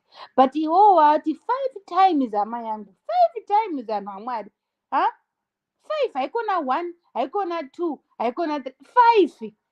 Imagine varume. And then we wonder why kuti AIDS haiperi kuAfrica. No wonder why poverty haiperi kuAfrica, because we are playing with people's hearts and souls and pain. Because imagine varume 5 wakasiya, and I'm sure kuti anonga ari kuchema kuti akomana one zvakandiitira mukadzi uyu, kunogunun'iriwa iwowo kunozivona vakandisiya vakanditorera zvakati vakazondidai. Saka why not get steady? And don't forget, we get old. This body we live in, it's a temporary, we are borrowing. And this beauty that we have, even my Brazilian here white now, hauzowapfeki kana wane AIDS, hauzowapfeki kana wachembera. Everything in life, the moment we understand the concept of we are passing through, Dewa, when we were 18 years, now, is it the same? Huh? What? 18 years, 20 years, 30 years, is it still the same or what change? No, that change. Exactly. Saka that's what we need to understand. We did not change. Yes, 45 you think you still beautiful or you still can make it. But my friend, there's still models coming up. We are like cars. Every year there's a new car coming up. There's a Tesla, there's a Hummer, there's a Land Rover. Imagine all these marketings. And the engines are different. And every year there's different. Saka iwo chibhoze kana uri BMW uri siri ipi yacho, uri seri ipi yacho, yekuguma here, yekutanga here, in the middle, and you need to know where you're going. Haikono not aiwa imimi vakadzi, don't settle for less. Don't settle for less. Do you know that there's more women in this planet than men? And do you know that kuti iwo marombe iwo wawo atori better, ndo atori royal, ngoti anotoziva kuti my way ndatosvika ndatozonera mukadzi wangu pano, than a rich guy. A rich guy is always in the meeting, business trips, always busy. He has no time. He thinks money is everything. Are you happy, my friend? No. When you wear the Brazilian hair, does he say you look pretty, my girl? No. When you go out for dinner in this expensive restaurant, are you happy? No. Avisina nako kutsvaga kugara ako nerombe rako mechihasadza mwese muri two. Like now on a Friday night, you can have a glass of wine, muchihasadza renyu, muchiridza tumusic twenyu, muchiziva kuti ndine murume wangu mumba, rombe rangu mumba. Done. Mari akawanda uchichema every day. They say in English, it's better to be in a small hut where there's happiness than to be in a mansion where there's cries every day. Thank you. Thank you so much, Katia. Thank you. Margiwa. Hello, mkoma. What is it? Yaya wataura. Yaya Wataura. Yaya wapedza. Vanhu vebocha ndinowadira kufunga man. Ndokumusha kwangu. Tinoti gaye imbicha. Thank you, my darling. Mungaradza kufunga muchirumwa nemhamasi masunzi. Aya. Toenda patsamba yedu 5 times. Ndikafunga chinonzi marriage. What is marriage in the first place? Kunobvisirwa mari munogara mese handiti. Marriage haiputsiki after marriage yekumusha kweduku haiputsiki after 1 week ka. Zvinoita dzevarungu idzi dzinoputsika chiro paauta. Munochovha gore moita nhumbu moita mwana. Mogara 2-3 years. Pamwe mari yayotanga kupera ndobuda. Ndabuda zvoti pafuti rimwe gore or 2. Zvoti pafuti gore kana 2 ndichitsvaga umwe futi. Apa ndambozora mushonga wamahips. Pamwe akuita achipera ndambonobayiwa ekutsvuka aya. Because already ndakutsvaga class iri higher than that. Handiti the more yaunotsvaga zvakangofanana nekuti kana muchienda kuoredza imini. Kana muri kuda matemba muri kuenda munoziya side rine matemba. Waya waredzi wairedza waya wakanzi naJesu cast in the deep. Saka kudeep uku hakuchadi kuenda nemapatapataka. One wakutozvistrena futi iwe pachako kuti uwane kufita the next victim yako. Indotoiti victim nekuti 5 times hama dzangu haisi nyore kuroorwa ka5 uchinobvisirwa mari vanhu voungana kumba ana baba wako chero ndandiri nemari yacho ini mari yacho handichateidi handichaidi because mari iyoyo imari haichatonaki yonaka sei mari yekuti chokwadi munhu ka5 vanhu vachingoungana pamba pangu chero iwo manext door wacho chero muchiti hanzi chero tichigara tichiti hatidi kuti vanhu vazive kuti hatisatya vanhu kuti vanhu vanoti kudii but aiwa pamba pangu posvikwa ka5 pachivingwa mwana 1 nyika yese aiwa izvozvo hazvindiitiri zvakanaka wonoroorwa futi woita mwana hakusi kuti kwese saka izvozvo 1 vaya vanenge vakuzoti magame park tisazovasvora because already yatiwo game park wabva kwamoyo waenda kwashumba waenda it's okay kuti urarame zvaunoda but isn't it wiser kuti wodhetana nemunhu wako for 2 years uchiona kuti mari yake income yake yakamira sei ndio yaunoda here ndo mabrazilian acho here aunoda wozochiroorwa because zvekuti uroorwa wobuda izvizvi handioni sekuti iadvice yakanaka futi yatinenge tichipa kuvanhu haisi wonguti you need your happiness.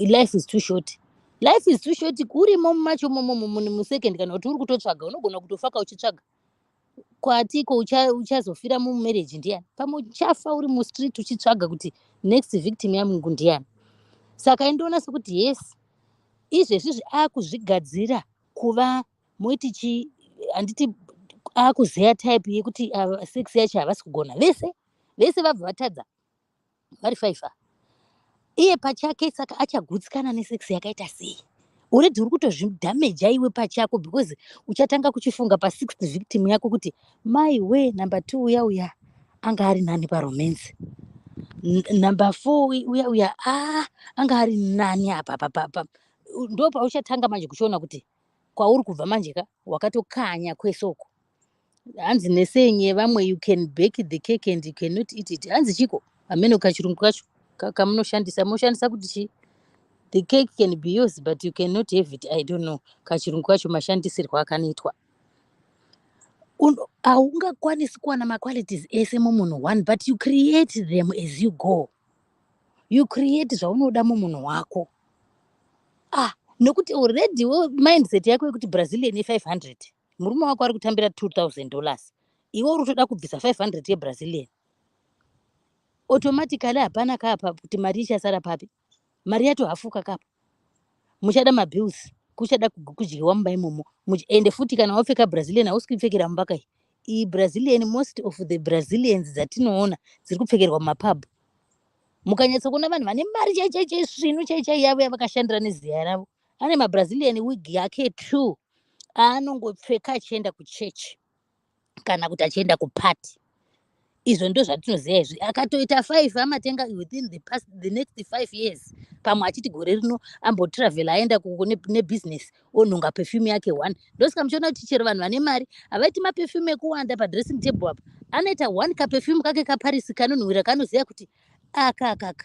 gore rese nechidi ndichizora isu vana bangledino vanenge vachida zvakawanda izvezvi tisi munoona pamadressing table pakazara pakati play girl iripo inuka iripo yezvemwe iriko because tinongoda kungowanza zvinhu but the rich zvakangofanana nevanhu vanomwa doro vaive vanowanikwa pamabhawa paiva vachimwa masikadhi vaya maromberombe tarisai muone muridzi webhawa anenge ane whisky yake yaanopedza nayo mwedzi wese bhodhoro 1 akabhara 4 akabata remote yake ari mumba make achidya kanyama kake achimwa whisky yake vanonopedza mari vavavo ndivo vari kuda kungonopedzwa mari vasina futi chinhu saka iwo kana usingagoni kuzvishandira kana kuti chitsvaga basa wodzidza woshanda wowana basa rako rakanaka rinokwezva rinoattracta mota isati yaexpire zvataura kuti komasirisi ari kuuya ike zvino handi kwatouya izvezvizvi uchapedzisira wakutopfimbwa neiye yakapinda mazuva ano inoti chifotolab ndo ichatoita kuti unyengwe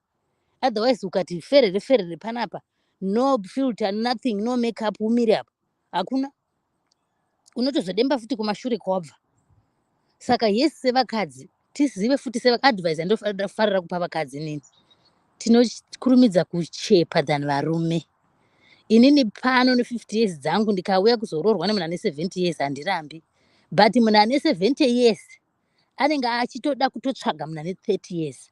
Saka already kana matomu 45 mai matokutoflowa pausingle maakutozongoto kana matozoona wafirwa hakutsvagawo kungozongodanana naye.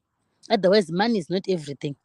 Vanhu takarambwa mudzimba tikabva tikanogara tikashanda, mari irimo mwedzi unogona kuzviendesa kurestaurant. Unotanga uchaenda first week uri 1 wozofunga kuti hey, asi kana dai nepanga pane kuti ndamboendawo ndichingoudzwawo masoft nothings kwayo zviri nani, because mari yacho unenge unayo zvese. Hapana chausina, mota unayo, mari unayo, imba unayo, dzimba unadzo, vana unavo, but one day you'll need a life partner.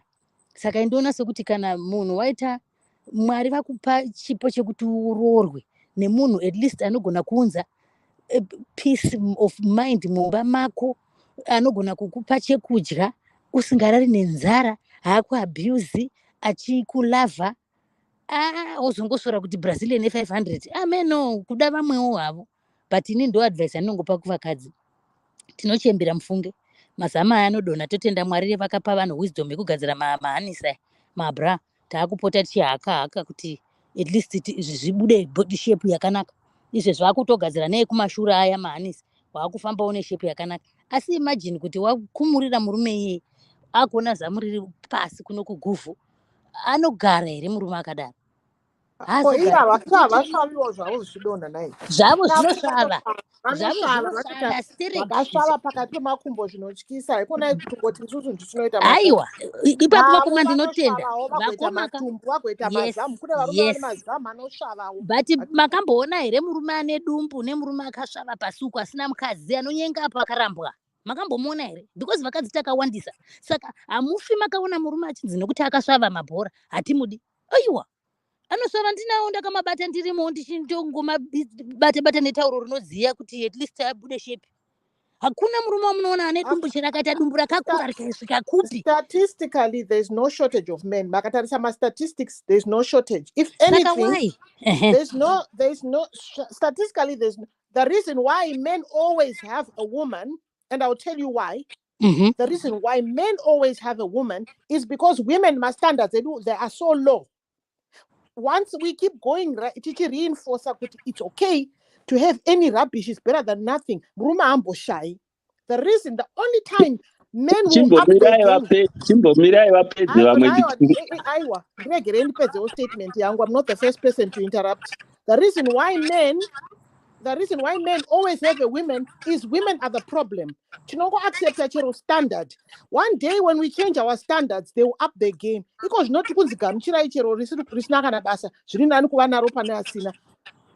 come on, let's up our standards, ladies. Let's change our standards. Taka change my standards, but why in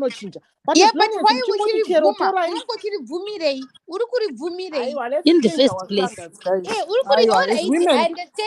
women, we lower our standards, but you amenoka because no problem yevakadzi chero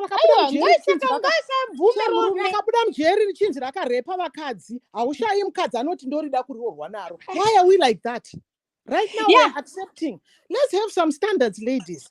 Let's be okay with our boobs that are hanging. Now we're saying because tashava tadai, let's accept anything because kubera kuna. No, let's have some standards. Me, I'm proud of my boobs that don't stand. And I will still have standards. Let's have standards. Now we're bringing ourselves down by saying because Tashava, we won't find anyone, we must settle. This is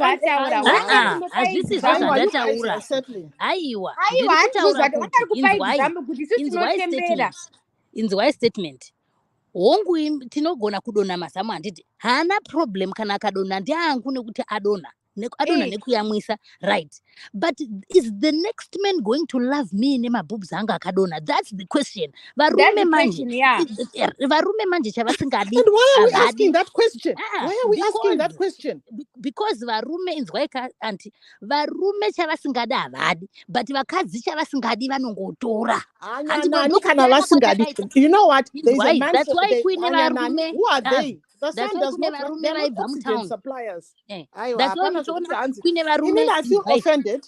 I'm offended because I'm 49. My boobs are facing downwards, but I'm telling you, I'm not going to settle. And part of your statements are full of settle. Let's settle. All right,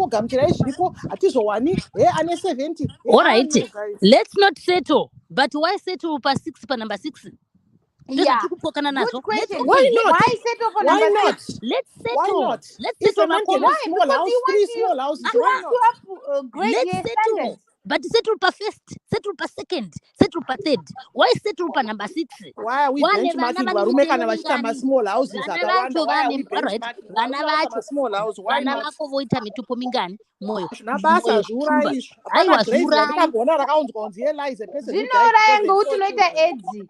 Hazvina basa. Vakadzi AIDS haina ba- zvamuti AIDS- zvamega naye ngatipe 1-1. isisina basa. AIDS is not any haina kana problem, and there's no statistic to say vakadzi vanoroorwa nevarume vakawanda ndo vanospreada chirwere. Hapana statistic iyoyo. Vakadzi vagere vane mazimba vane murume 1. He's got 6 houses, 6 small houses. Panoshaya panouya vana hope, and she's married there. Saka hapana zvekuti formula yekuti chirwere chinouya sei. Hapana kana formula. ari married handiti ari married ane masmall house 6 handiti kumasmall house 6 ikokoko why vari kuita 6 because vakagara vakagutsikana kuti iko anoenda kumba kwake kumukadzi wake And exactly handiti who's standing for the small for the lower standard? exactly tisu futi tinoenda futi kulower standard. Hey, that's what I'm saying. I said women. Exactly. That's my Kazhinji point. small house Vakadzi are the small house problem. isina mari Handisi kuti small varume house vane dzese problem. dzine mabusiness dzine mari that's why munhu achinosvika osetla panumber 6 Handisi ogara kuti aripo.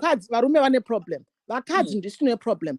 Until we improve our standards and stop talking down on ourselves, we will always have rubbish. Alright, That's vakoma. why. But we're not talking bad ourselves. We're correcting this mirai sister. ndibobvunza vakoma mirai ndimbokubvunzai toti mapinda mushopu muedgas why mashops akasiyana kune edgas kune topics kune power cells imimi mune mari yenyu bhegi renyu ndo rinokuratidzai kuti endai kuedgas kana kuti kupower cells. Why not go kupower cells? Because ndo kwamunoona hembe dzakawanda. Why muchizoenda kuedgas?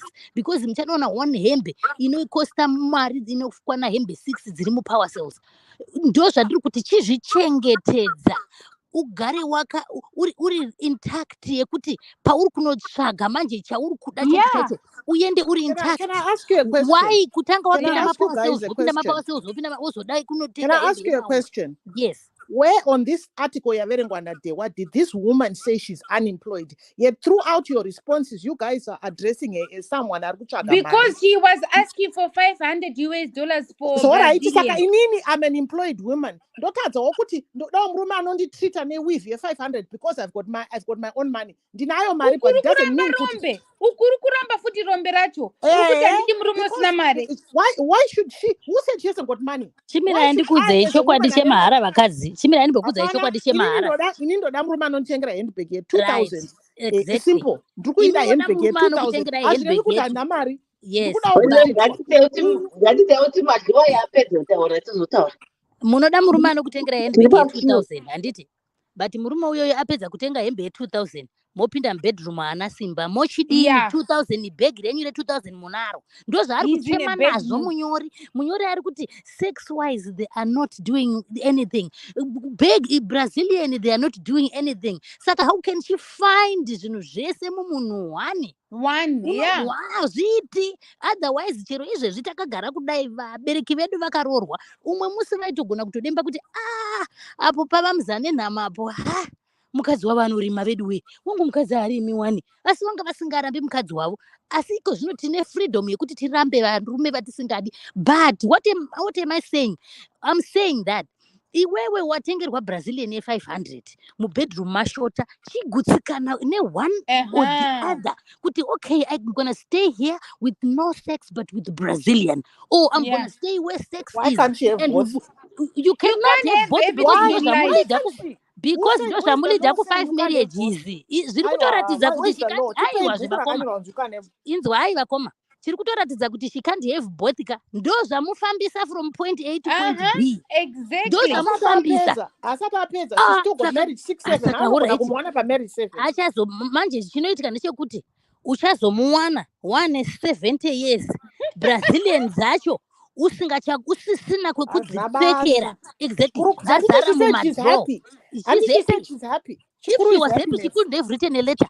If she And was she's not happy, happy. She's it's not not happy. happiness. She's asking for Ari advice. She's sharing kutoadvise experience. vanhu ari kuadvise vanhu tiri kumuti alright, advice yako is okay, we need our happiness, but in life handikwanisi kuwana zvinhu zvese. Even mahampa chaivo, possible. mukapuwa hampa yeshopu, mukapuwa hampa yemaokei, haina zvese. Inogona ine cooking oil neroiko nepisi Even yenyama, the rich but isina people. zvinhu. Even the rich people, vamwe vacho vari kuchema, umwe ari kunanzvisiwa nyoka otengerwa Brazilian, umwe ari kurariswa nezvidhoma, umwe ari kudii. Yes, we need riches, but in as much as we need riches, chitsvaga kusetla, at least chitsvaga kuti alright, sene hangu inini ndinongoda munhu wokukadhila naye, chero akati tokadhila ka1 paweek, it's okay. Tokadhila baba vari kubasa And unondirespekta, handirari nenzara. handirari nenzara, mari iri renti dziri kubhadharwa, mabills ari kubhadharwa, I'm okay with that. Iye chaari kuda maBrazilian achazoti paachawana perfect partner yake achashayako kumapfekera because anenge achembera hakusisina kwekuchena. Unogona kuita munyama. The seventh husband unoti handidi maBrazilian, I like natural hair. Wozoita sei? Otoda natural hair, but ane mari manje. Bhegi rake uchiona kuti ane zibhegi. Bhegi uri kurida, sex ari kuigona, but hasi kuda Brazilian. Hadi. Kuna arume anotoramba kuti handidi maBrazilian, handidi. Wochiita sei? But bhegi riripo, bhegi uri kurida. Uri kuenda kwese kwauri unotenga, uri kunodya, uri kunoenda, uri kukwira, uri kuenda kunana Paris, uri kudzoka, but murume ari kuti short hair honey, kakeka SKL kake ndo kandiri kuda baby, kanondiitira baby, kanondiitira. Wozodii? Brazilian hapasina, but sex ari kukupa left right and center. Uri kuguta chaiko chaiko kudzwa kuti baba pano vashanda. Bhegi riripo, Brazilian hapana, gera musoro. Vangani vakadzi vakagerwa musoro nekuda kwokuti varume vanoda kuti vagere? Exactly. Vangani? Just commitment. Marriage is commitment. Saka if she cannot be committed, zvatongovharana zvakadaro. Marriage is commitment and sharing ideas and kuisa zvinhu zvenyu pamwe chete, muchichengeta vanhu. Kwete kuti inini mi. Even vakadzi togara chiudza kuti ukaona waita murume anongoti mi. Siya. Same nevarume vadiwa mukadzi anongoti mi. Ngaachienda kwechi7 kwacho nekwechi8, she'll be 60, 65. Anenge akungodaidzwa kumahaiti. Ndoko achapfekera Brazilian apa dzinenge dziri 20. Uchadzipfeka kupi? Because right now wanga achidzipfeka achienda maybe out nekumapub nekupi nekumapati, but you grow older usingachisina kwekuchaenda neuyu sex yacho hauchisina, wagara wakuchaikuonera pama next door. Usinganombogumira ipapo.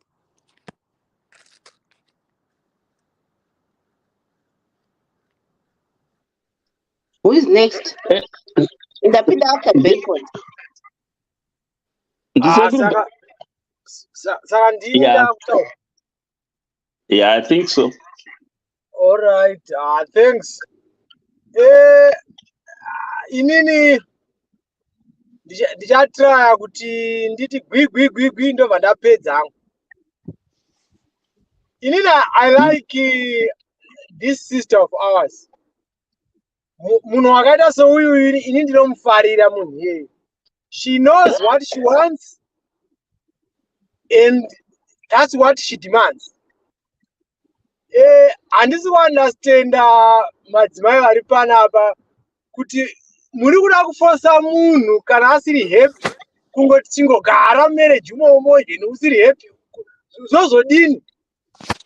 You clearly said we have one life to live and you want that life to be enjoyable.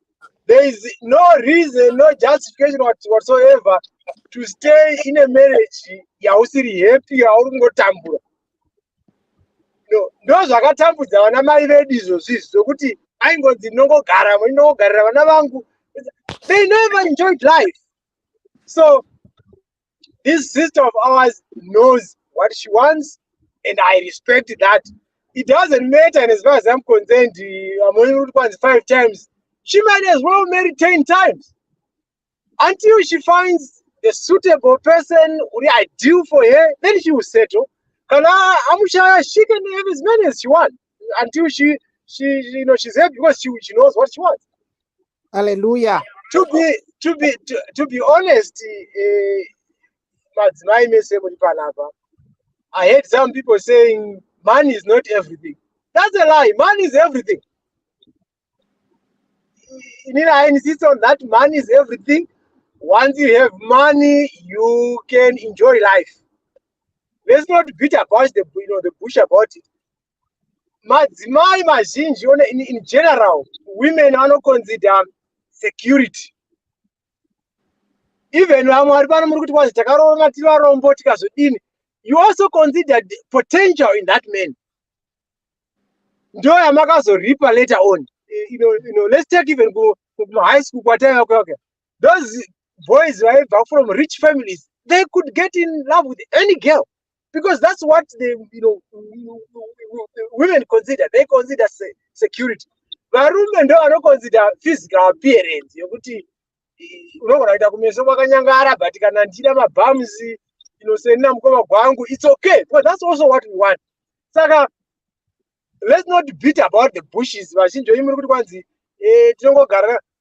The honest truth is murume waurugara nayo ipapa akaita chirombe achingodhakwa achidini unomusiya unotaura kuti izvi ndazvikonewa izvi. Most of us here we say that. You never say kuti ndongogara naye chidhakwa changu irombe rangu. Very few women will do that if we are to be honest pano pashow. So ndakupedza hangu inini I'm so I wish tine vanhu vakaita sehanzvadzi yedu iyi. It would be very easy my families because she knows what she wants and unonyatsokupa on the table in front of you kuti inini ndinoda ABCD. If you can't meet that inini ndakurova pasi. Saka handina dambudziko nemunhu wakaita seuyu because if I were to get here kana aenderana neni I know I will be happy and both of us will be happy. A lot of women have challenges because you pretend, you can't say your mind, you suffer inward in the process. You also create problems for the men, and that's why my marriage is actually a fail. Lastly, my last point is one reason why a lot of marriages fail in the end after 20 years is people evolve. I think I've said this before on this. The benefit that someone married 20 years ago is not the benefit of today. And it also comes to things like money. Kana ndakakuroora uine mari 20 years later warombe, there's no reason, justification for me just to stay in that marriage. In as far as I'm concerned, even kana munhu akakuwara chakakaremara, it's up to the person, the other person to say, I'm going to stay in this marriage or not. If they are not happy and they want to opt out, it's better for them to opt out than staying in a miserable marriage for the rest of your life.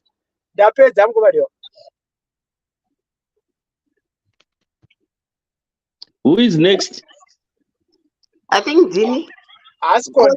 Sibo Chiripen. Kandadon. Siwane Ngadon, I think. Oh, I know but anyway. Father, my echoes, I think it's very good. Ndiri driver.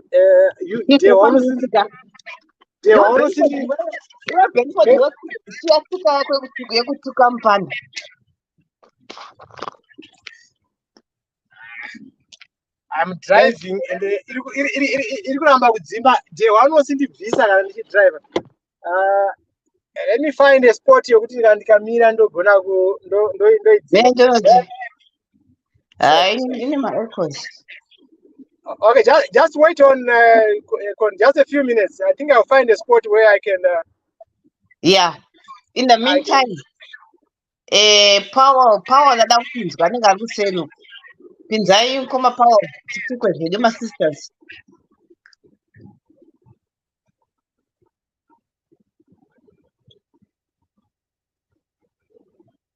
Nkoma kwangu. Hello. Pinzai nkoma power yakusema. And manje nerekera ndinaye handisi kumba kwendoshandisa iPad iri kunetsa kutoti ndiede dewadzoka ikani kochiko dzoka munota dzoka muchiedha vanhu muchibuda hani muchidzoka muchiedha vanhu muchibuda ndotinakidza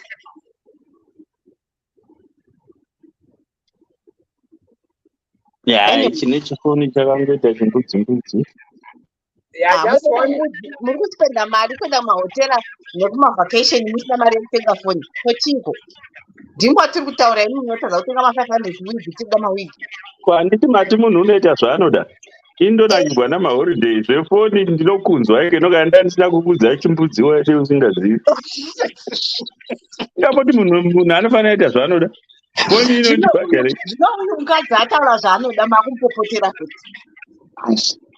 Ko inozvi zvitawa akamoti munongoenda kumaholiday. Kumaholiday nenda ndototsvaka maholiday acho pachimbudzi ipapo. Anyway, rega nditaura hangu kuti ekhoini vanhu vari kunzverwa. Ndakuibvisa koni is good. Haugoni here kupresa pakanzi leave apo pachiexit. Ndabvisa koni. Okay. Yeah, zvabvo manje. Ndida hangu kungotaura hangu kungotika. Munhu anyora tsamba uyu ndamufarira meni. And I was so happy because patanga program I was thinking in my head kuti I hope Eleanor comes in. Anyatso kuti jekesera manje. And she did. Pango ndakada pamanyukunyuku. Ndakatobvisa hembe ndiri mutrain so ndakubvisa hembe Eleanor achitaura so kuti hey, I'm happy. But anyway,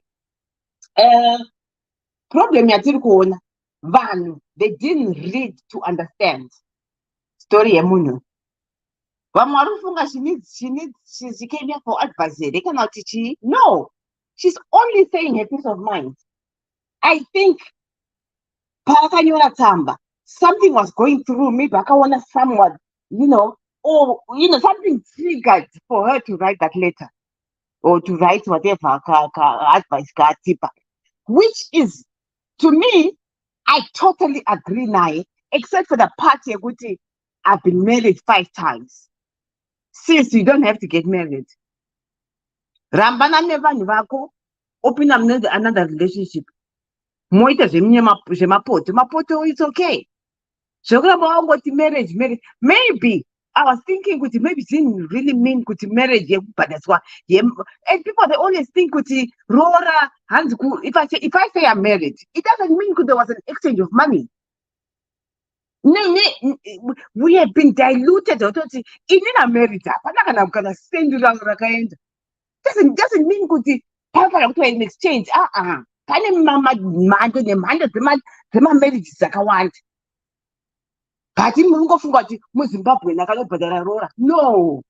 No. Permanently she meant but she used the word marriage. I was just thinking to myself, how it is possible, maybe Varungu, but it's also I don't think we can go to that number. She got number 5. No, I don't think that's possible. But everything else you are saying is totally right. If she said $500 is broke. That's what she can afford that 500. If you cannot afford that 500, don't approach her. That is her standard. And I'm one person, I'm proud to say in our standard. I don't, just accept just anything. No. This is each nobody can divert me. Nobody can influence me to say, no, if you cheating, no. Nobody can change me. And I always say,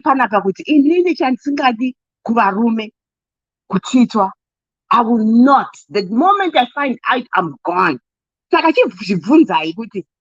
Palisha zosvika 8 years ndinenge ndarohwa kangani. Ndaitama number 2 ndinenge ndarohwa kangani because murume akangondichita nhasi mangwana ndabuda and handigari 2 years ndisina munhu futi ndichangopinda futi mune imwe relationship. Saka ni zvekuda kuzokaunta kuti no munhu angu, and we always say kuti date a person azviti kuti amenoti ari kuzovaona vasingagoni bedroom here tingangoti maybe muzayocha anoda kuzorara nevarume after marriage, but kuno unofanira kutoziva kuti chakane ndo zvandinoda. Ini handidi zvokunyengo nemakapurasha ndomudi because already ndinotozvidhurira ndiri pachangu ndega. Ndorohwa nemunhu adazondiudza kuti kwanzi ndodya nematemba usiku. Aiwash hazviti. Ndakakudzwa nemastandards and I always maintain my parents' standard and go up. I do not go down. Saka vanhu vanonga kuzokushora twanze chakati that's why my happiness is. Ndikazona murume akazoti kwanzi nhasi handina mari tata tiri kudya nematemba kunala matemba. I'm gonna be stressed all night. Baba mudumbu unotochaya futi because I'm not kuzvijaira. Saka I can't say kuti lower yourself for what? She says she doesn't want to date broke guys. Broke guys are a nuisance. Ini hangu ndoto uziva zvekuti uri kubhadhara rent, uri kutenga chikafu, no. But I think unotokuboila nehasha kuti what is this guy doing? If he loses his job, I'll give him 1 year ndotodzikisa. I'll say 6 months. If you don't have any income coming in the next 6 months, I'm gone. Because if you say kuti washaya watadza kwana basa, I've got so many ideas kuti noita every maoko. If people know me, they know kuti I work. If I had kuti mwiri wangu can do work 24 hours, I do that. Handidi uzona murume, I always say panapa, handidi murume nditamba video games. Because izvozvo zvinonipa hasha. Ndosvika kumba ndona murume akuona video games. Hameno zvinongopa ameno. That's why I don't even try such guys. Handidi murume ndazvesoka, zvebhora izvi. Because I don't know, I'm too active maybe, I don't know. But nyongonya. So these are like my standards. I took it out. Know what you want. Know what triggers you. Know everything about yourself. Know what makes you happy. Hapana mnasinga di mari. So what I say, don't nasi kana maybe kana quite something can but something chirikuna kids. Don't that this go because at namarimba. No man. No. It's not always about money. There's always things that make you happy. Here I am bedroom. I thought I am bedroom. About what Maria and see she my 2-minute noodles because I mean finally I would 45 mazamu arembera. Ukaona, talking to ladies, ukaona mazama ako akarembera akasvava. It means you're not looking healthy. That's what it means. Kushava, anogona kuona. But once it's a sign you are malnourished. That's a one sign. Gasave work my 70s. Not at 45. They should be. Anafana akazara, so anenga akazara, anegona kuona, but anenga are juicy so that's what they should be. But now what Maria Maria muchawana murume with those standards muchawana murumaka anosfudza mombo because murungoti 45 ndokuda ndichendepi. No, don't even tolerate. Kana waona kuti ameno tari kuchinjire varume. I don't know, maybe she only mentioned kuti very broken, what in bedroom 0. That's what she wants. Let's allow her to be, and she'll be happy when I'm gonna bedroom and and all those other things. She's not out. Mama Jaina Kamuruma Chad, Maenda out, she think I would never want to dress from head to toe. This is Tengera. Dina Murume. No. And make my place. Party what Kumana kids are also Murumu once got nothing. I can take a shit. I can't on him cards. You know how nice it is. I never asked Shanda, Hanachi, Dinduquita. No, man. I mean, I don't think bad advice, but to me, I would say don't stick around in a toxic marriage. Walk out and start another relationship and don't have kids. Someone kids also goes Baba Namai Mumbaso. Naked. That love, that peace, that joy. Even that's why we don't pay my feeling, we don't pay my feeling. But anyway, it's a fake song. Murukuramba tiri kuzunzwa. Murukuramba makagumbuka. But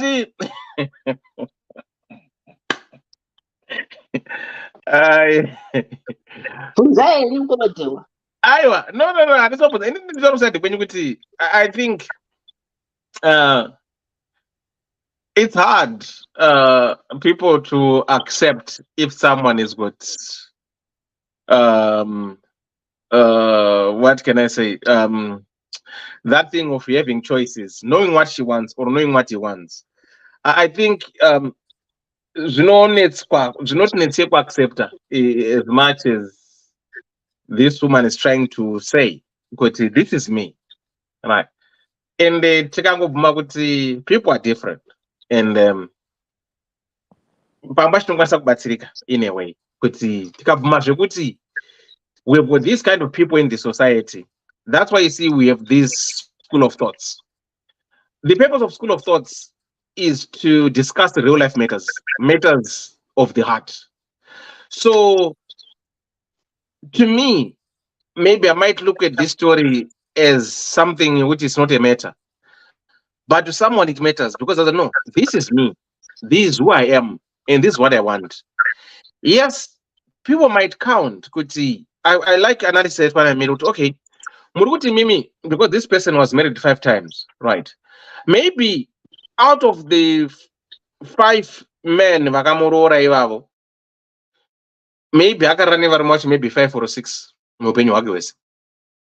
Koita munhu anozorwa nemurume 1, but kuti ubatanidza varume vakarana yaka kutsichidzamboisa murodzi dzosvika kuvhiki 4 dzakamuzara mukoma gwangu kutanga phone cable, akarana varume 20 million ozorwa nemurume 1. Saka watikati ari beta ndeupi? Uyu akatsakadza kunyanya nyika yese achingoti ada nokurofu echigayo, ozoti murume wake 1 aneta manje ari akuritira kuti alright, iye zvinezvi I need to retire. Obva asangana ake pane jumba musanduku risikatombozivi zvaro rakatotsva zvaro mafuse, otoroorwa otogara, but anomuza kuti hamusati mamboita munhu wekumari nomuchimusa kuti munhu yakaroorwa uyu, because munemuziva unhu hwake handika muti and happily married. But munhu akamurora akatotsva fuse haasitomboziva kuti munhu ainyanganya asingaiti.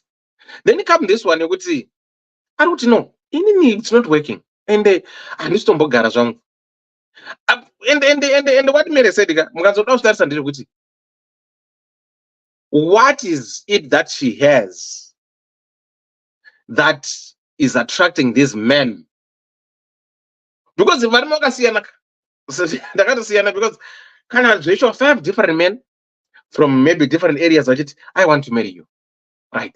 What is that man is seeing in this woman that makes this man say no, this woman that I want to marry, right? Saka inini ndikangoti zvangu ane raki rekuroreka, asungoti munhu wacho manje haazogutsikani ane mabhazi akati anokona kunzi ini ndakura tichiwana.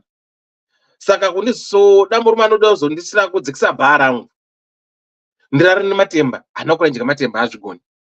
Isusu webocha manjeka tatoti matemba akaitwa musi wacho taitorwa bembera tatodya nenyama uri kunzwa, because tinge tadya nemujojo unoziva runi, musi wadya derere, musi unoti matemba konika, taitofara kuti wakomana nhasi paita nyama, wakomana matemba, totopembera oza taidya chidecho unanza zvigunu because matemba inenge iri nyama. Saka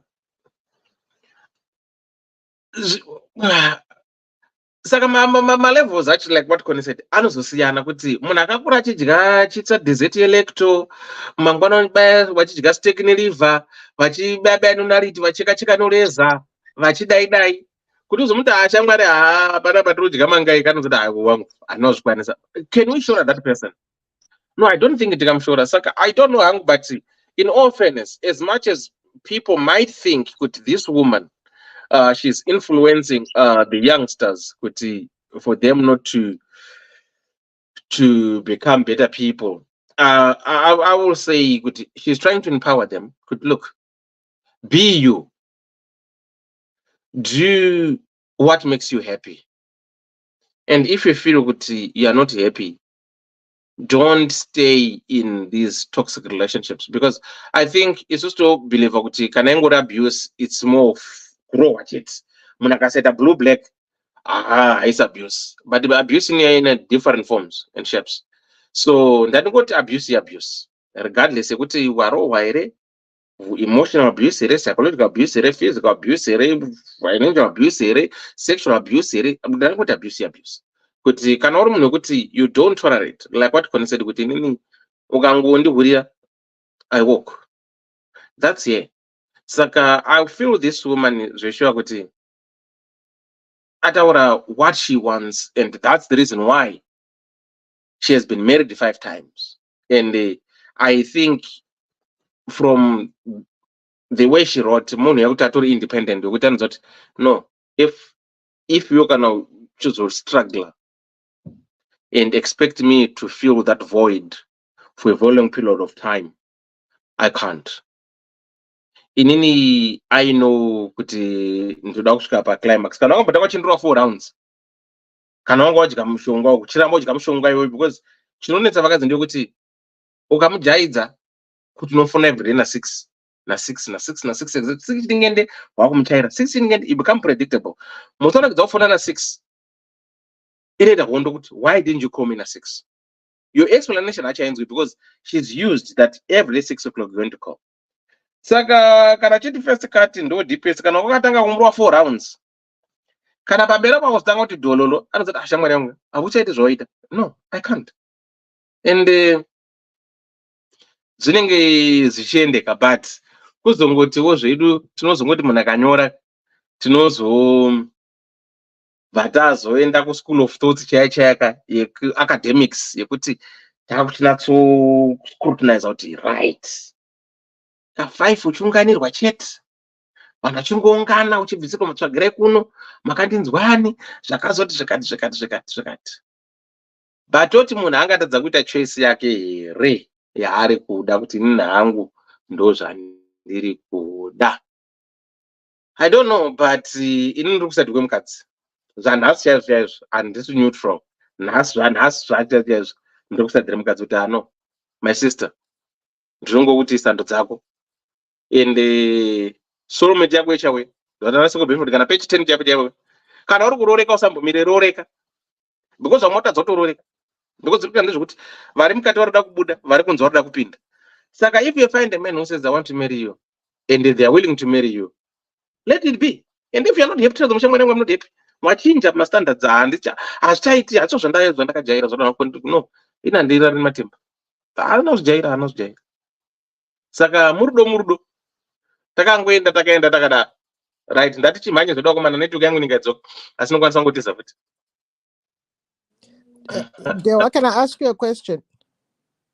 Do you think in our society in general, we have a problem? We like to benchmark for people and give people my standards at nothing acceptable based on our own experiences. And we struggle with when someone is not fitting that profile that we've created. Like, what she's done is deemed completely wrong because we've decided what it should look like for a woman of her age. And I think there's a lot of benchmarking. First date kunandos. Askushora iwe wakamboenda kunandos. And askushora vaya vanoti I want that. Arungotaura her own standard, but not enough people can actually attack that person for having their own choice because it's not meeting the standard profile you have set up. And I think that's a big problem. Kuti, like, I'm 49, proudly 50 next year. I still have a choice in the type of man I want, but I get a lot more kuti nezera rako indawo which is so fussy. Why are you having choices? It's like they've now created a criteria that I should settle for and actually get old and miserable and die miserable because they're a certain age. But I think it's just in our society.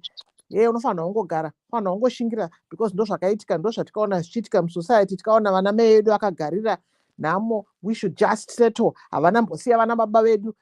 Maybe they had no options to do that. Maybe they were unhappy. Maybe they were sexually not satisfied. But because that's what we saw and we think that is the best, just do it. And I just think that we need to be open to people having their own choices and they don't always have to make sense to us. That's my opinion anyway. No, your opinion, I agree with it because I think we as Africans, we relate or rely more on things to believe in mob psychology. if the majority says this is right, and it becomes normal, they normalize it. If you want to question it, they'll ask you why you questioning it. Oh, because zvagara zvinongoti otaiwa kanoka. Handingangoti because maizviita saka I have to do it. No, I need to understand why do you want me to practice it? Why do you want me to do this? You become enemy number one. I think that's the problem with the most of us as is the way we were brought up. You could see we're not allowed to ask, even if you are not happy. Mukuru abvunzwi, that kind of stuff. Saka, by doing so, we are still engraved in that. You could see hauna choices, and your choices unofana kuchuzirwa what to do and what not to do, and you have to ask, okay, ndodai so, is it okay? But don't no, I don't want this.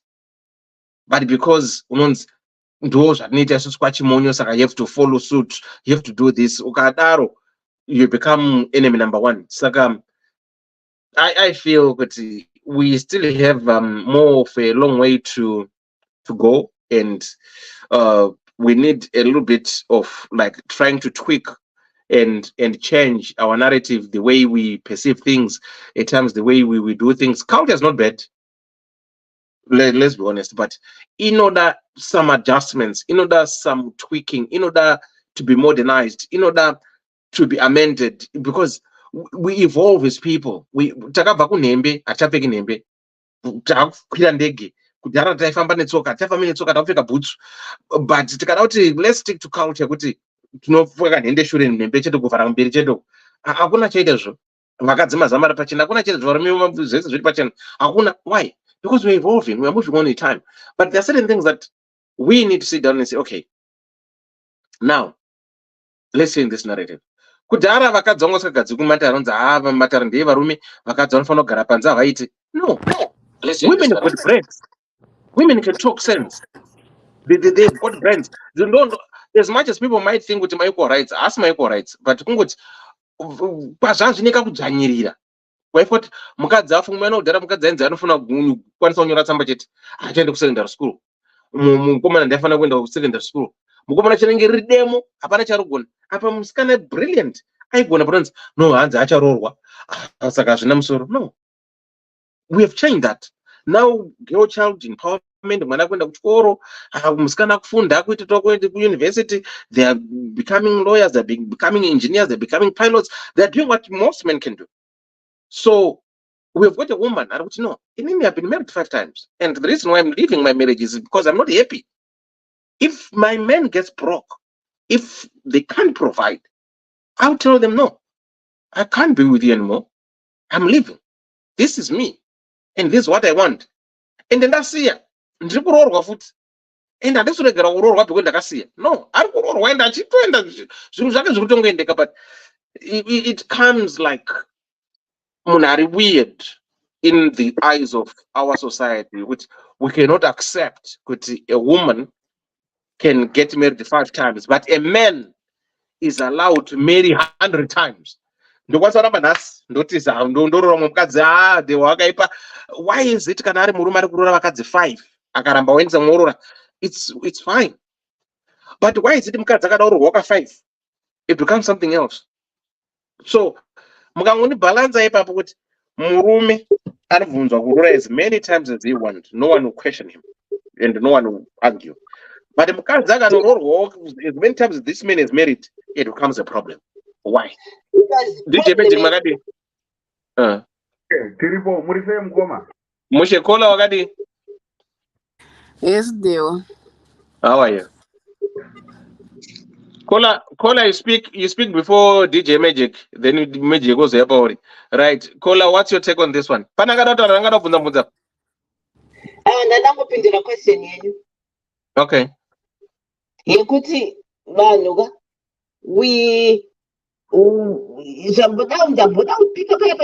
negative. We always think of being negative. AJ doesn't mean anything. Munhu kuchembera kuda, as my grandmother used to say, kuchembera kuda nichimanyika. You know, it's how people are looking after themselves. unoona indaona kukompita nema-25-year-olds because I look after myself. Zvino munhu anozita right metete kana wakura machances ako they're limited. No, that's a lie. Depends hako maybe with the circle yevanhu. Ini nhasi ndikabuda nhasi ichiti kutsvaka murume not for 24 hours. Mina ndamhanyira what to do because I'm marketable. I look after myself. And don't Right. kuti pfungwa but ingochazodzvoka zvangu. Right. Yeah. Dada tupe thing. Kola na magic vatauri. Kola, what's your take on this one? Ndoda kubva ndangorukirira pamusoro pezvanga zvitaurwa nakoni izvozvo zvekuti koni ati ndikangobuda panapa give me 24 hours and I can find a man to marry me. Getting people to marry you 5 times is not special. Pane munhu ambotaura akati hanzi unoenda kwaedgars unonotenga nyembe 1 but ukatora the same amount of money uenda kupawa souls unononzoka ne5. You have to question the quality of men that you're getting, especially takutanga paman number 3 because personally I don't have respect for that man anymore. He knows you've been married twice, you failed twice, and he still wants to marry you. Number 4, those people are not looking at you through the right lens. Pamwe ringotasa magaro chete because kana takusvika wife number 4, husband number 4, husband number 5, imdewa mungamuda murume cheche ani self respect anenge akutanga kubvunza kuti no, what's the problem here? So the fact that she's gotten 5 people to marry her says nothing about the quality of the people that she's gotten to marry her. That's the first thing. The second thing is the reason why this is inflammatory for certain people. Guys, you can't treat marriage like a business plan. We have to separate. I mean, yes, finances are part of marriage, but you can't treat marriage like a business plan. It can't be your path to financial success. That's abusive. Can I talk Dr. Rasha abuse manji? You are being abusive to your partner. Speaking of abusive, papa, pane nyaya yekuti magical thinking. Ukanzwa mukadzi anoti hanzi murume anofana kunge ane mari yakadai anofana kundafondera chakati half of the time, most of the time zvamambotaura dewa, that woman cannot make the kind of money for herself. And so you can't ascribe magical qualities and powers to your husband because he's going to have to be human at some point.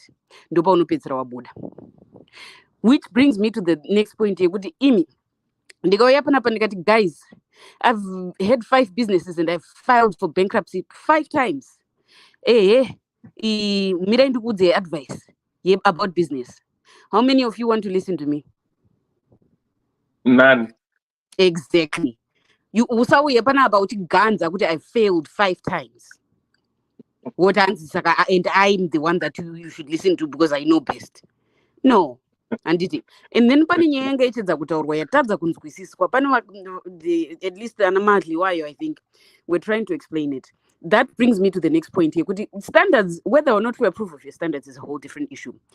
But ngatitarisei kuti uroorwe 5 times uchiramba uchidonha because of what we're saying is what these ana madli wayo were trying to say is you're not being strategic about your selection. You're not taking your time, you're not being strategic, you're not being discerning. You're not gathering the right information before you marry these people in order to at least ensure the longevity of these people. Because murume wese akurora 5 different times. Murume wese akurora mari yazopera. It's either you or because vamwe vakagororwa ne1 akaramba ane mari yake.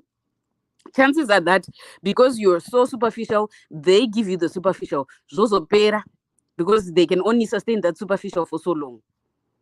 Saka kola akamitira zvake but toti zvakamufambira is guys, how many of you have children here or little sisters? Munomuda here kumuudza advice yekuzoti when she's 45 she's gone through 5 different marriages. Sure kitchen 5 uchitanga kuti mapoto migoti maspunu gwangu paside vana amwene 5 madzitete 5 guys. Which brings me also to another issue. When we're talking marriage, you don't have to get married in Gojola. No, that's not a problem. But guys, are you having children as well? Because it's not just about but you're confusing, you're traumatizing these children. You're taking apart what they consider to be life, what they've known to be life 5 different times. Funga mwana the first baby daddy, the first husband. By now they've called four different other men baba. Come on, guys. Come on. Yes, you should be happy, but be considerate of the other souls and individuals you're taking through this path. And then let's talk about general success. You're 45. You've been divorced 5 times. I don't know how many children you have, but where are you going to find the time to create stability, to build wealth, to have an upward trajectory? Because at this point, I'm assuming you're out of marriage number 5, which means you're back down to 0. Aiwa, my face. Ngatisakurudzira nezvinhu zvakapusa. No. Hold up. I just have a question now. Yes. Do you believe people can get married and not have children in that marriage? I actually did that. I was married for 14 years and I got divorced and I didn't have a child. Yeah, good. Yeah. Because people think with marriage is all about having kids. No. She didn't mention how many children she has. Maybe but at the same time, all 5 of them got children with them. I don't believe that. And I don't think it's all marriage. I don't think so. I think my put. But regardless of what kind of marriage it is, guys, I think IT marriage so that we can see if it's going to work. When you're doing it 5 times, that's your mindset. Listen, you need to go into this with some level of commitment. Can I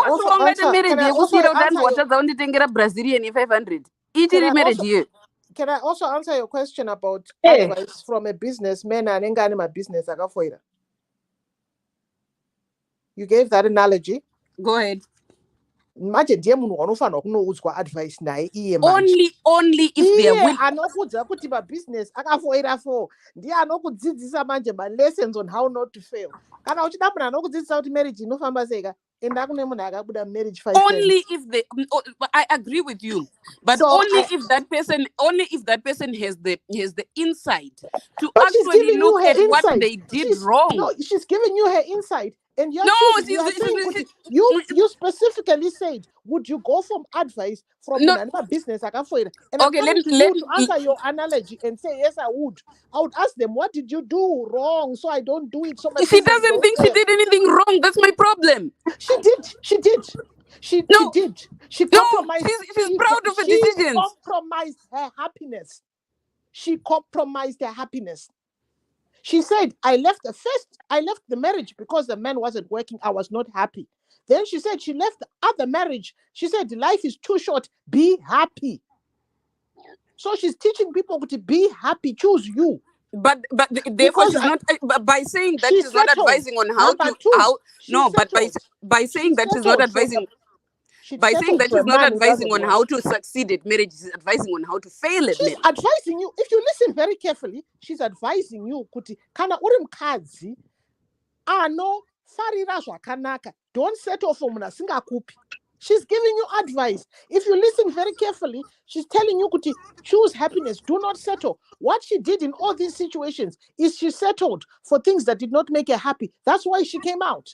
And what I'm saying back to her is because she settled for a man and became sexually frustrated. She's saying, don't ignore that. Don't settle for it because it will frustrate you. You'll be unhappy. Saka, every piece of failed marriage she has, she's got a piece of advice.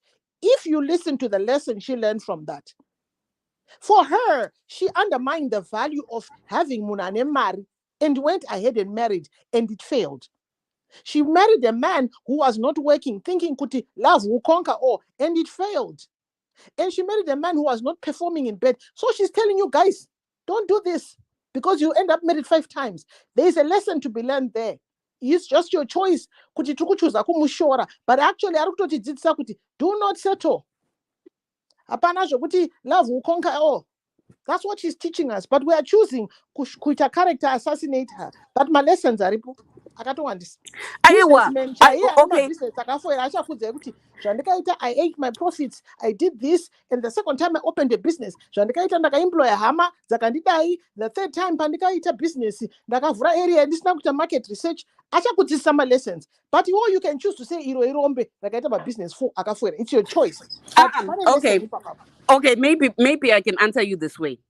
Kana uchindiudza kuti wakazodiscover mumarriage kuti sex yacho haisi kuita ukasiya, wakazodiscover mumarriage kuti irombe ukasiya, wakazodiscover mumarriage kuti munhu azorasa mari yazopera mumarriage ukasiya.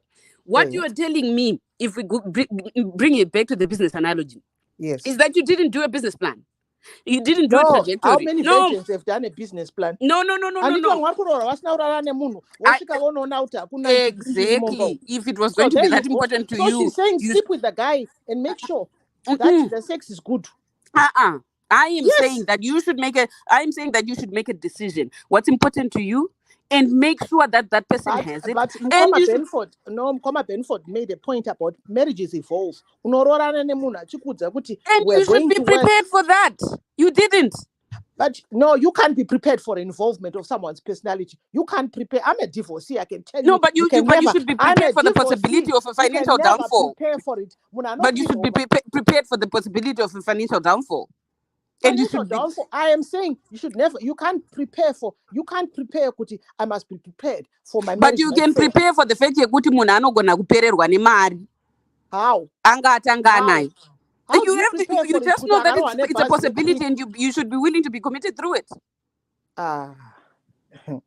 Saka all these people who are making bad marriage decisions or who are getting divorced, they were not prepared for it. 5 times. If you're doing it 5 times, you're not preparing, you're not learning anything. 5 times is not different to someone dating 5 people. People are dating out there and coming out of relationships. That's different from marriage. But her advice is to both marriages. Different. It's different from marriage. Dating and getting married, the number is 5. She's giving the advice. She said those who are dating and married. That's what she put in her statement. Musa settle for anything that doesn't. And the fact that she puts those in the same sentence means she doesn't understand marriage. Misery loves company. Apana vanhu vanokoka vanhu kuti yaitirorwe sevanhu vari unhappily married. Ndakazviona ini with my own eyes. Asikana chirorwai. Misery loves company. Misery loves company. Ndo vanokukoka kana kana munhu achinyanya kukuti wanyanya chirorwa chake chido. Vazhinji they are miserable. They love kuti yaitifetisa titambure tese. She's saying kuti don't settle. I'm learning the lessons from her. She didn't settle. And despite the judgment she's having for being married 5 times, she still wakes up and chooses herself every day, and I like that.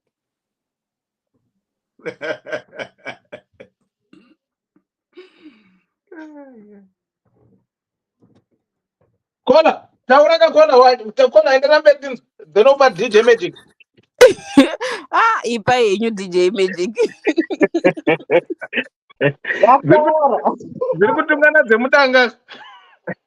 Right, chekutanga ndochitaura nditi. Taura henyu. Nemapointi mashomanani handisi kutaura zvakanyanya. Chekutanga mukadzi uyu mufuriri ari kufurira vamwe vakadzi zvakaipa. Handiti. Ungati uyo ndabuda. Kuredza kuti haasi kuziva kuti chinonzi marriage chii. Marriage is for better and for worse and for whatever. Handiti. Manje akati nokuti akandishaira mari yebvudzi aenda. Akati takazomborara nenzara aenda. Kuratidza kuti uyu haasi zvekurorwa, uyu mujoli chaiye. Mujoli. Kana ivo vanoda kurora vacho dzimwe nguva onzacho netikava pano vamwe vakadzi vanogeza mishonga. Handiti.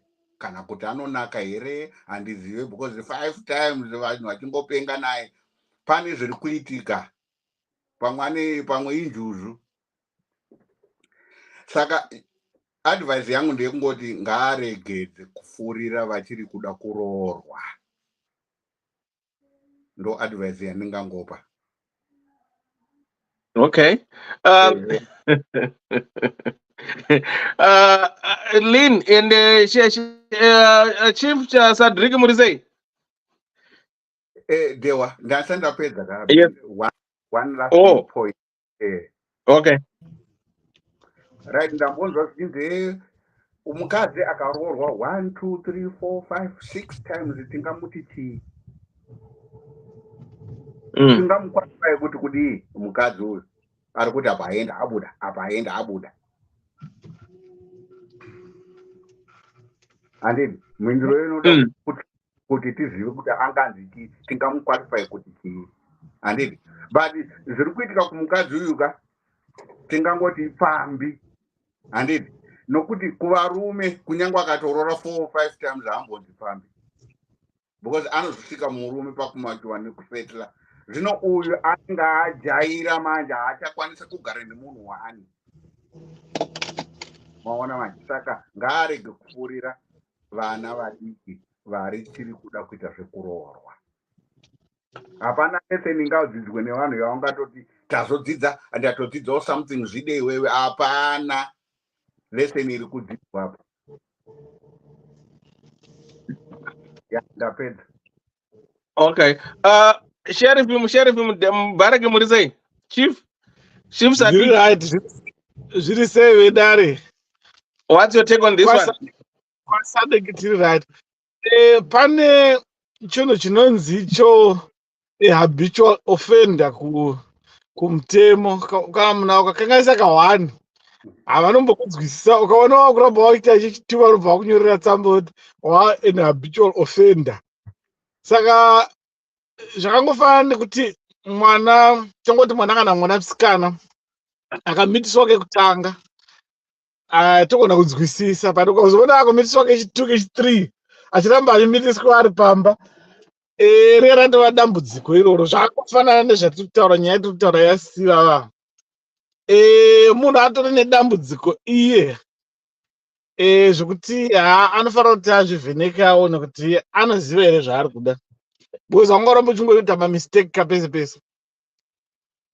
Kuti ungoramba uita mistake yokutanga tongona kuinzwisisa kuti hai mistake zvakaitika wanga usingazivi, but kechi2 kuzoona wakuverenga kuti 2 3 uchita mberi pane paitori nesomething wrong newe iwewe as a person, irrespective of whether uri murume kana kuti uri mukadzi. Ndo 2 cents dzangu idzodzo. Lynn, mwana Ephraim. Ma? Taurati. Ndambotaura wani Dewa. Inini ndinokwati 5 times ndozvirongondishambiso wangu, because if it's all about you and your happiness matters and you came into this world alone and you're going to die alone, why would you have to go through all of that 5 times? Chingogara kawega. Kana ukaona pekutanga zvaramba, like my brother just said, kana washadhaya vakataura zvikanzi first time is the mistake, second time yatova habit. Saka this is just a habit yatiri kupinda kunzi ini ndinongopinda ndichibuda, because if your happiness just matters, kana waona kuti zvodi pekutanga zvaramba kechi2 zvaramba kugara hako kawega, why do you keep putting yourself through all of that? Like you said, you came into this world alone and you're going to go back alone. Chivangogara wega. And don't bother going there for the 3rd time, 4th time, 5th time. We don't even know, maybe it's an engagement ring. I don't know the 6th time. It's like, for me, it's not making sense. And it's going to make it sense about. Saka murikuti agare ega kuratoti anenge asingasaiti zvevarume kana kuti hanzi ngaachisiyana nazvo. Uyu ngaatogara ari ega kure. Agare ega uyu. Ngaagara ari ega. Aiwa, no, that's you're not depriving of a right. And we as a society have decided we should stop. Stop. Can I also come? I came in this world alone, and I'll die alone. But I will still date, and I will date, and I will date to my heart's content. You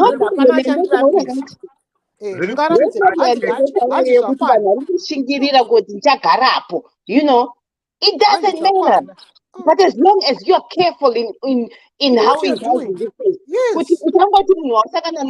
wakungoti yes padambotaura yekuti you're just accepting crap just because somebody said kuti ndokuda wakutoti yes ngatidate. No, first of all select the person. iye pane vakadzi zvese izvozvo yakungopedzisira uku manje ndangoti munhu angoti ndokuda makutoti usiku. No, izoreba kudaro ndekorohwa kungoti angoti taking it from marriage yataurai ndozvaakutaura.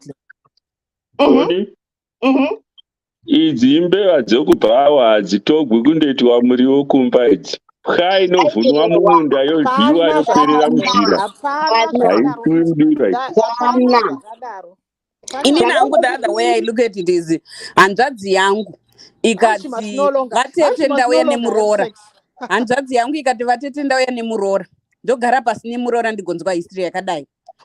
Ndinovanikira huku neraisi vobuda voenda vachingodosvika kwavanenge vachienda ikoko ndomudza hanzvadzi yangu kuti maya izvazviti because the thing is mirai mambokadzi mirai mbopedza because the thing is guys it's an actual reality in the world of psychology.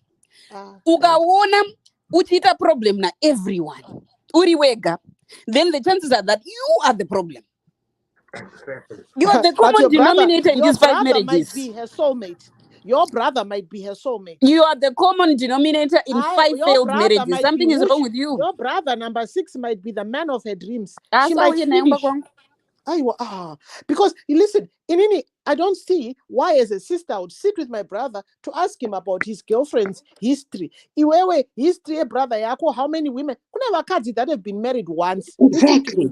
They have been married once. And they've slept with 300 women in that one marriage. Do you know that? You know what? Let me quantify that. There are women who've been married once and they've slept with 300 women in that marriage. Guys, she's the devil's spawn. Because when you with your one husband who's out every day sleeping and bringing you back plenty bodily fluids, you've had an equally colorful sexual life. You're just not participating in it. No, Mambokazi, get me right. My issue with her is not how many people. Because she married 4 times, she's of low morals. On the other hand, let me balance you. Ndine hanzvadzi yaita married 5 times. Yobva yauya wife, potential wife number 6 kumba kwangu. Ndomugarisa pasi mukadzi yeye ndomudza kuti iwe wakakwana tiza neupenyu hwako. No, that's not your business. That is not your business. When people that's not your business. No one on this planet is a subject matter expert on another person. No one. Inini handina kukuudzai munhu anenge angachifamba mustreet ndine ndichikuudzai savatete vanenge vamupotential muroora nehanzvadzi. You can count that the reason why they do that is because they want your opinion. Let me tell you something. Kune vakadzi nevarume out there vanofamba vachiti you're married to my ex-husband, good luck. You're married to my ex-wife, good luck. Just because vanhu vanouya kumba kwangu vari vahama dzangu in my role as vatete. Boyfriends, makamboitawo ma-failed relationships. Hamusi Jesus. Mutoriwo munhu akatoita ma-mistakes. Saka ndasvika pamba pangu inini ndindichapa advice. Listen, my brothers don't have to bring their future people to me. If my brother is bringing someone to me, he wants my opinion. Just be happy for them. You don't have to have an opinion. Exactly. Just be happy for them. No. You don't have to have an opinion. You're not accountable. You should have advised. Just be happy for them and live life and focus on your own relationship. Guys, if you've been married 5 times and you failed all 5 times. Number doesn't matter.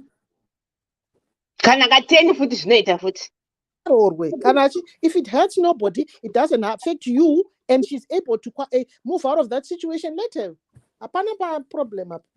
There's no difference. There are people who've dated 20 people, 30 people and married one guy. She is probably only slept with those 5 or 6 men and married them. What's the difference? Just because she's come out and got committed with them. For me, how many people she slept with is immaterial.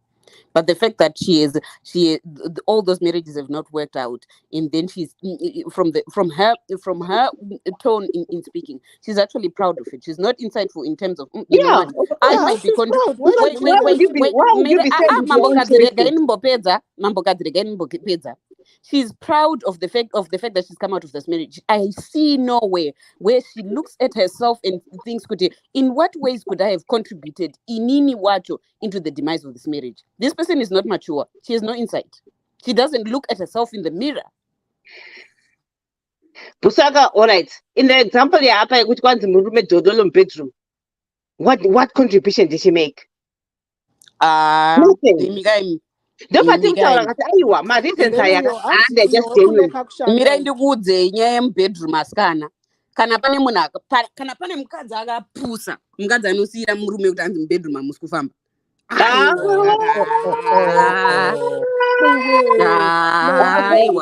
ngatirege kunyeperana aiwa because vakadzi our options and our medical condition aiwa handigariri tsinai sevakadzi our options and our alternatives are so many. It's not even funny. Handitombororwi nemunhu asingagoni mubedroom because that's another thing it's a requirement. You know what? I respect that, Connie. Ukati handirorwi nemunhu asingagoni mubedroom. It's a requirement. I respect that. And you know, what I don't respect is you leave a man you've already married because mubedroom manets. Why not? Sexually frustrated. Aiwa vasikana ungamboiti vasikana for the rest of your life you're 35. No, you've alternatives. You have alternatives. As a woman, we have so many alternatives in the bedroom. Why should you have an alternative? What can living be an alternative? When your man is there, you are sexually frustrated. Why? Why can't you live? I want to go. Why are you sexually frustrated? Because unerectile dysfunction. Maybe he keeps coming home with big pimples on his penis, and I'm frustrated. That issue is not a matter of sexual frustration. Big pimples on his penis is that he's cheating and he's getting STDs. That you let me tell you about Mashona type. Why am I on the Mashona type? Unoda kumutuka muti aiwa isagumbo kudai handizvi itachakat maybe akaruna munhu ari bo ndofarorwa afunga kuti zvichaimprove mukatumu hand Mashona type anongoziya missionary ndo yega ukada kuti batirina pa paheadboard chichi achinji after 2 years you say I'm done and move out. Ipapo kuonika ndopanouya maturity, ndopanouya strategy, ndopanouya intelligence. Ini ndagara had Mashona type yacho ndienda, that should not be the only sign that is a had Mashona type. Ini ndagara andiendiko andimukwanisi mu had Mashona type ndozviziva izvozvo because they not rigid. Kutenga mawivacho mawiviwa yakutaurwa mawivi ndokupusa kwake ndokupusa kwakola ikoko unenge wakanyanya kuvharwa newivi uchitadza kuronga munhu wako kuti ndiye anokuitira. Exactly. Overarorwa naye manje papa achiti haiwa achachinja after 1 year. Ona 2 years. God. But you're the problem. In that case, you are the problem. Aiwa unobva aiwa ina mutani. But in that case, you are the problem. Women, kana bedroom musiri kufaya, don't get married to these people. Avanororana vega vasingagoni bedroom. Kana uchida zvemubedroom, ziva kuti it has to be a quality as well that you look for. But the issue that you're bringing up, Connie, it's not a problem of the bedroom. It's a problem of the mindset. Saka ndopanouya mukadzi akangwara mukadzi wekuti akazotaura zvebusiness plan ndinomuteerera pekuti have you studied the mindset of this person? Atenga zvake weave, but are you able to compromise? Are you able to discuss? Right. Are you able to have to try new things? Are you able to open up? Do they have an open mind? Those zvaongochiita usati warorwa. Murume, do you know kuti you have to be careful nevarume? They will do anything before marriage. After that, yes, what are you moving? You start saying no, this, no that. Pana mbotara a comment yekunzi anzi ukazororwa nemurume asingadi anoda natural hair. Why? These are certain of the things that you have to discuss which you dating. Because murume ukaona murume akukuchinja after marriage, that's a red flag. Because the way akakunyenga uri zvauri, that's how you should accept. Iwewe chinja wega kuti inina I'm done with this, now go chinja something. Not for a man to control you, how you dress, how you look.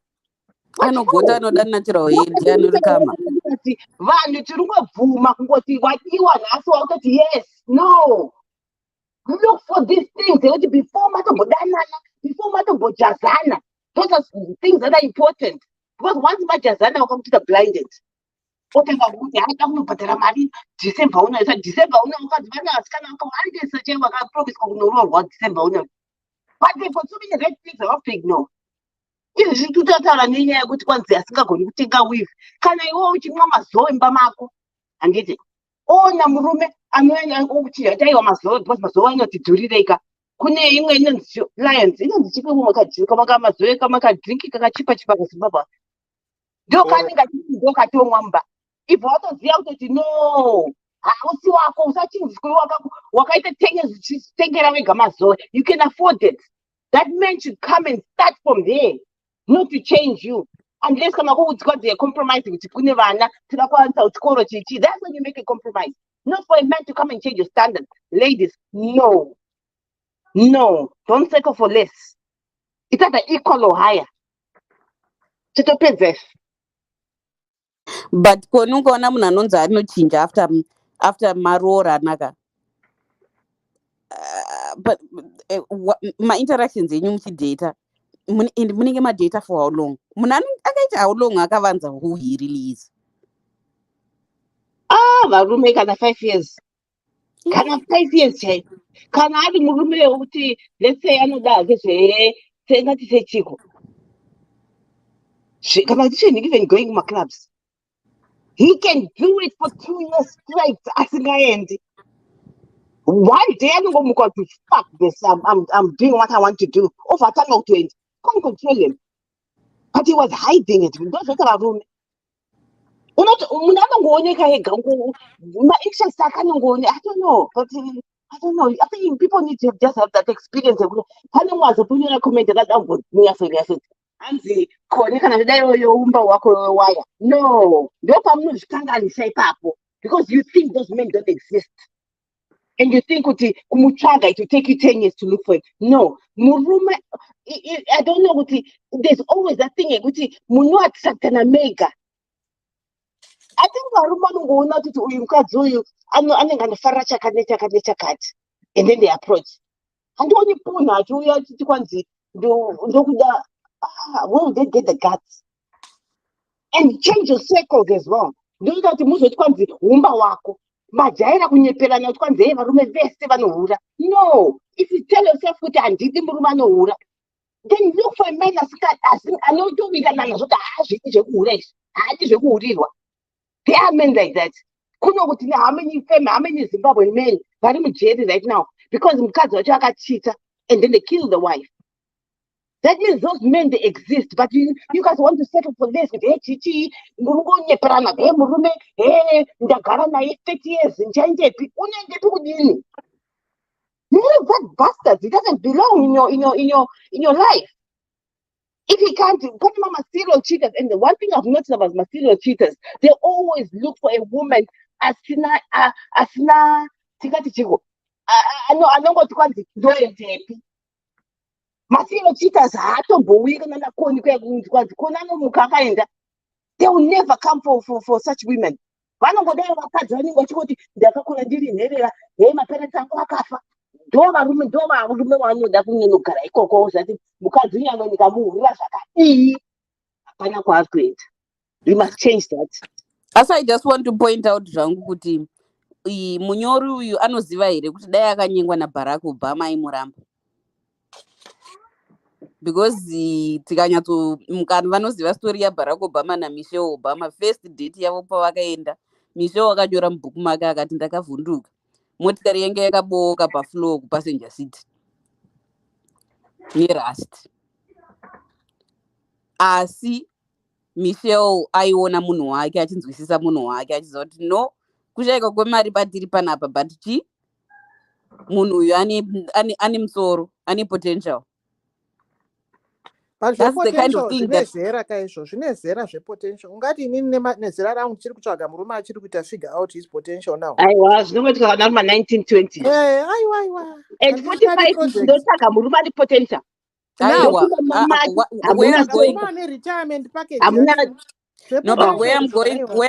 where I'm going with that is the fact yekuti of those 5 marriages pane mumwe waakasiya nekuti zvanzi irombe motikari yake yakaboka pasi saka haana mari. Honestly, pakatanga kudanana Barack naMichelle, Barack aisakwanisa kuningirina, aikusakwanisa kutenga wifi 500.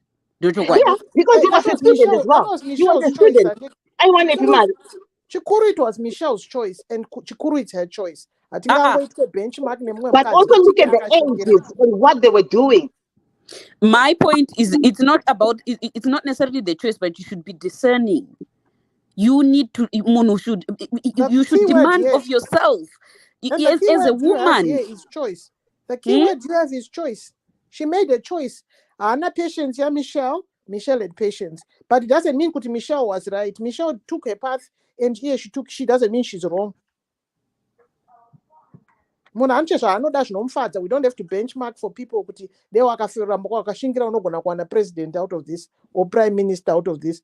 We can't all take that risk. Some people haven't got the patience for that. Amoni zvakaita uyanza soko chiwenga. Anti mukona soko chiwenga. It's look at women, they're only going there for the money. Can you say soko chiwenga akaite? I'm atinga daros soko chiwenga. Ani Mary chiwenga. The rapist.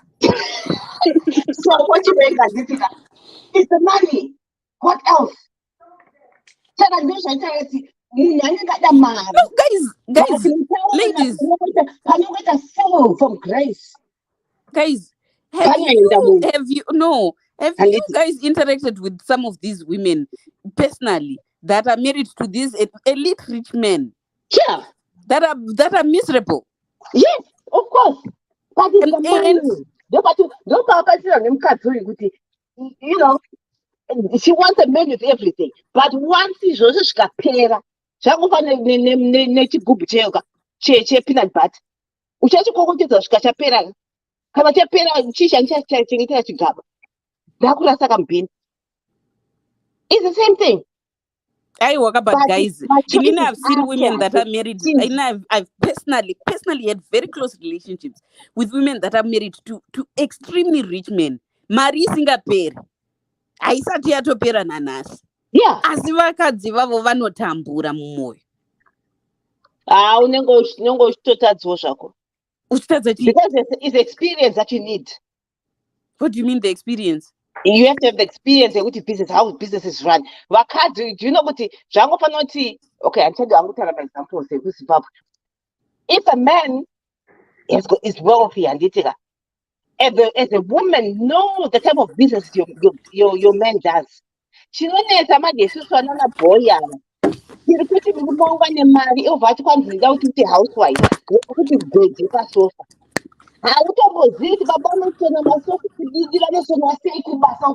Nothing, It's all about experience. No, but what does that have to do with the fact that you're unhappy in the marriage? But it's not about the thing. What are you doing to make that relationship happy? It's the work that you have to put in. Problem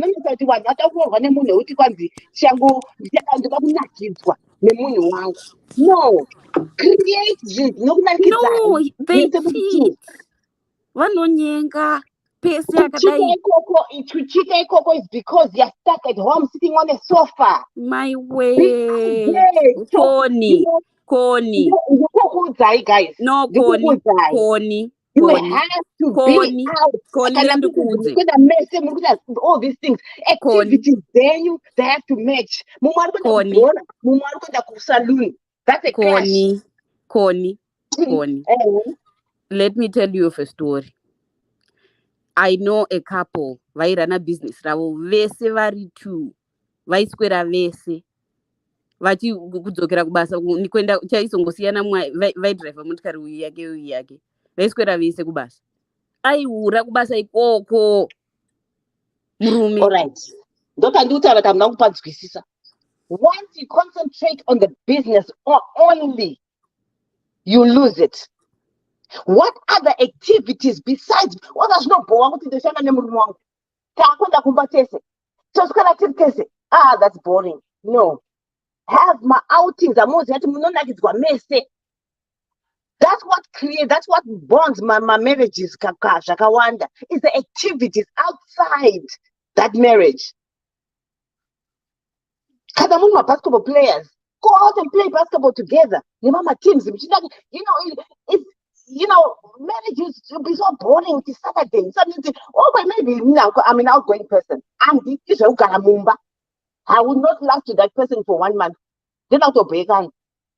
But she went out, mountain hike and doing this and ride my bicycles and always out and about. Ndikabwana time yekumbonochikana ndingiona ndichibocheka naye inbox kwangu. That attention and that thinking yekuti ndiri kufunga munhu andachimbotaura naye, it's gone because I didn't have that time. You have to create time mese muri two. Manje wewe unoda create yako kuti uyakana uku zvinhu hazvisangani. Ndopamotanga kuti ndipe foni yako data sangwachanani chichi. Once you eliminate mungoita zvinhu mese muchimunakidzwa hakusina zvekuti kwanzi ndinozoziva kuti nhasi wapedza basa na4 wasvika kubanda 2 am wanga uri kupi.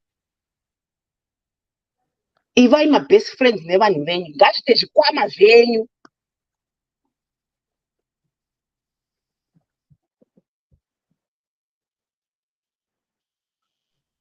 Varume chimbotaurai gwangu anenge aripo uyu azariko tiche magic taurai muri kubvamburana.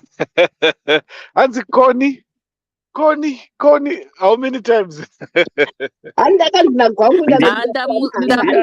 Ndamusiya because muudzewo ndibetserewo kumuudza vanhurume kuti kuhura kwemurume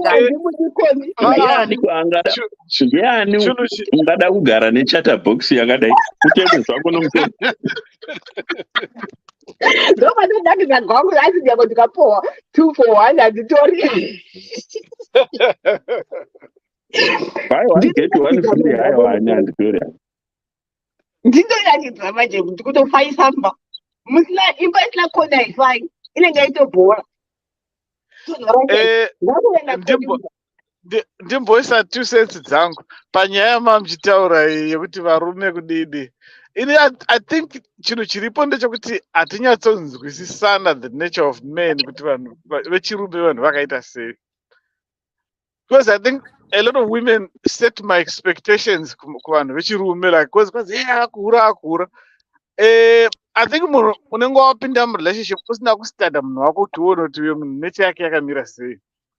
Saka vanhu munongopinda mutaurirana kuti ndiri munhu akaita sei kana kuti hauna kamboita kuita background check kuti muchiita dating yenyu iyayi hapana here zvimwe masigns awanga wachimboona kuti baba ireza. Because munhu azongoiti reza anenge agara ari reza mini kubva kudhara. Saka zvokuzochema nokuti zvanzi murume wangu aita small house azoita vasikana. Zvinhu zvaunenge wakaona. Saka a lot of women vanoita mistake yekuti vanoti kwanzi ndichamugadzirisa ndaamumba ndichazodai. Munhu kana aine nature yake anonetsa kuti achinje. Can I respond to that? I can understand Yes. why you are saying that. Because you've never dated a man. So that's why you have that perception. Because what's your experience with dating Warume? It's just we come from a place of experience.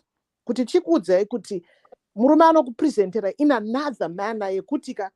Even that's why even mafundisi my church or whatever, they'll present in a manner that you will have a complete personality transformation. So it's easier for you guys because munozivana on a muri out there. But it's also a kazi, like it's very difficult. And I struggle to get an opinion about a man generalizing about men because especially by dating, because you haven't dated a man unless I got your sexuality wrong. I presume you prefer women. True. Right. So you really can't have an opinion about women's experience with men for dating unless you are dating men. It's also Varume, they come and give us a different persona. They present so different to how they present to you. That's why a lot of women come Are you caught. Are you I'm talking talking about women that end up kubhilifiswa? being married to a man that has a wife already. It's not good. They I mean, have not looked. kubhilifiswa. Yes. Right. And you won't understand the extent they go to believe some cards unless you're a woman yourself. That's why a woman will end up married to a man and then discover he's already married with 5 kids, because men can just be completely, they can give you a different unemotional approach. Murumanto gonna walk past mwana wake mrodi achipretend kuti asi mwana wake newe, and you will never know that is kids. Saka chokuti hanzi you won't have missed the signs. I'm telling you, your gender is so good at this game. Exactly. Pano murume wataugwa nakoni manje. Do you know, do you say kuti vakadzi havazivi zvaari? No, I'm not saying kuti I'm just saying kuti vakadzi sometimes we get caught short. So when we tell you our experiences, it's not good to have studied the man. It's what is presented. Okay. That's it. Timboti mukoma wavagwangu ambotaurwawo. Pana asingamuzivi. Ani? Mukoma wavagwangu wataurwawo. Chiwenga munokuvanziriko. No, atimuzivi. We don't know what he's like in the bedroom. We don't know how he dates. No. We don't know. No. No. We have all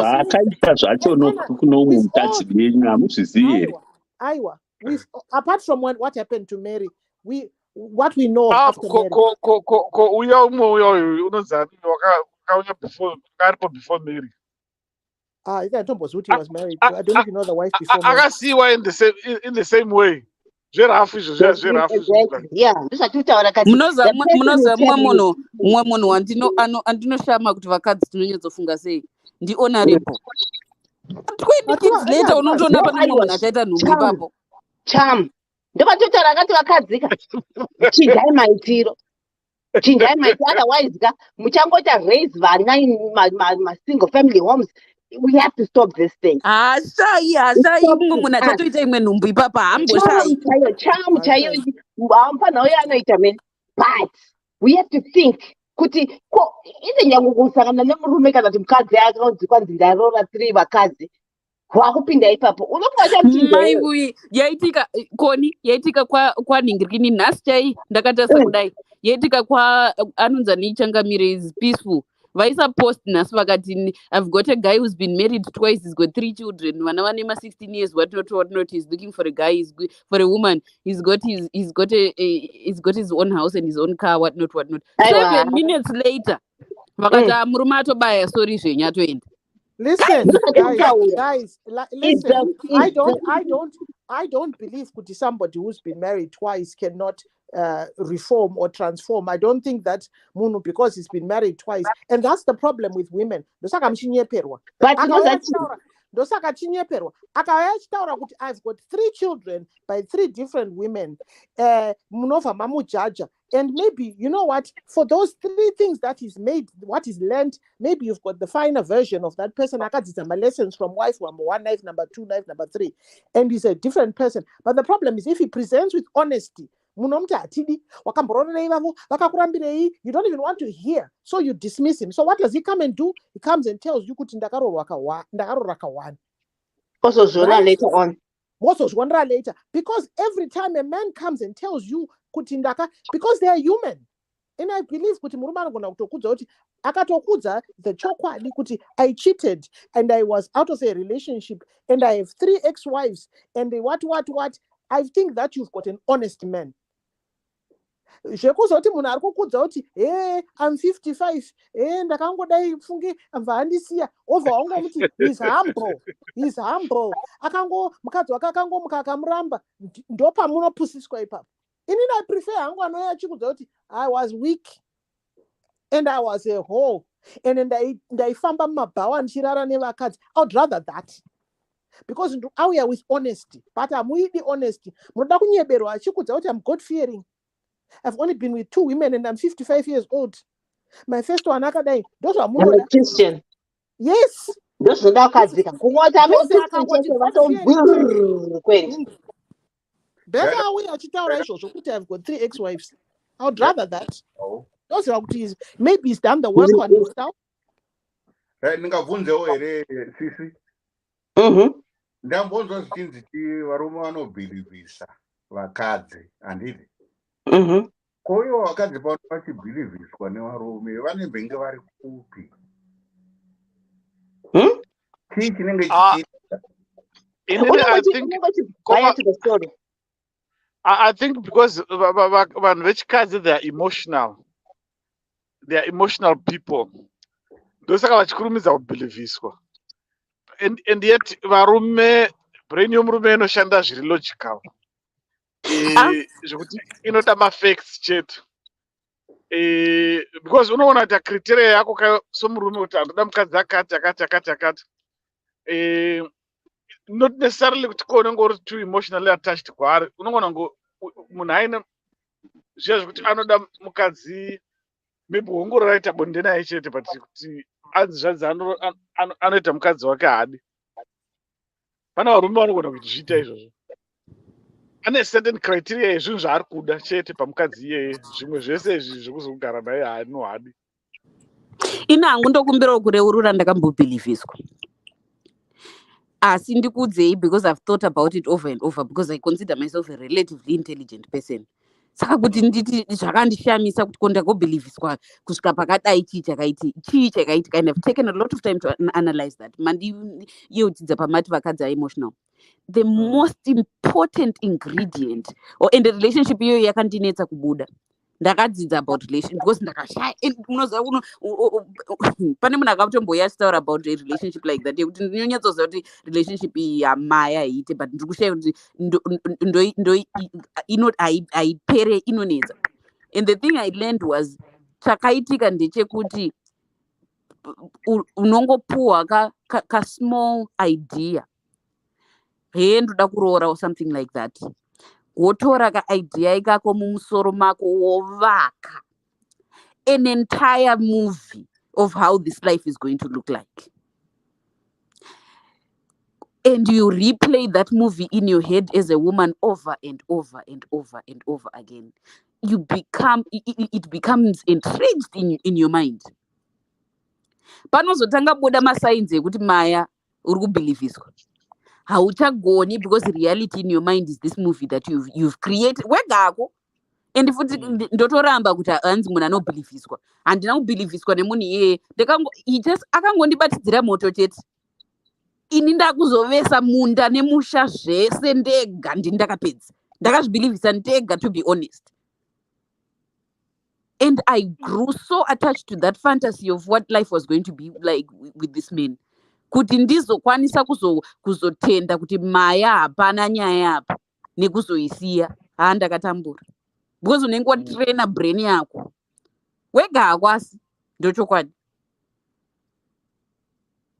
Zvekuti dzimwe nguva ndosaka tichizokonana neshamwari dzedu dzinenge dzida kuuya kuzotodza kuti iwe ndamuona ana ningi because munhu iye ari kuuya nereality iri kukanganisa fantasy yako.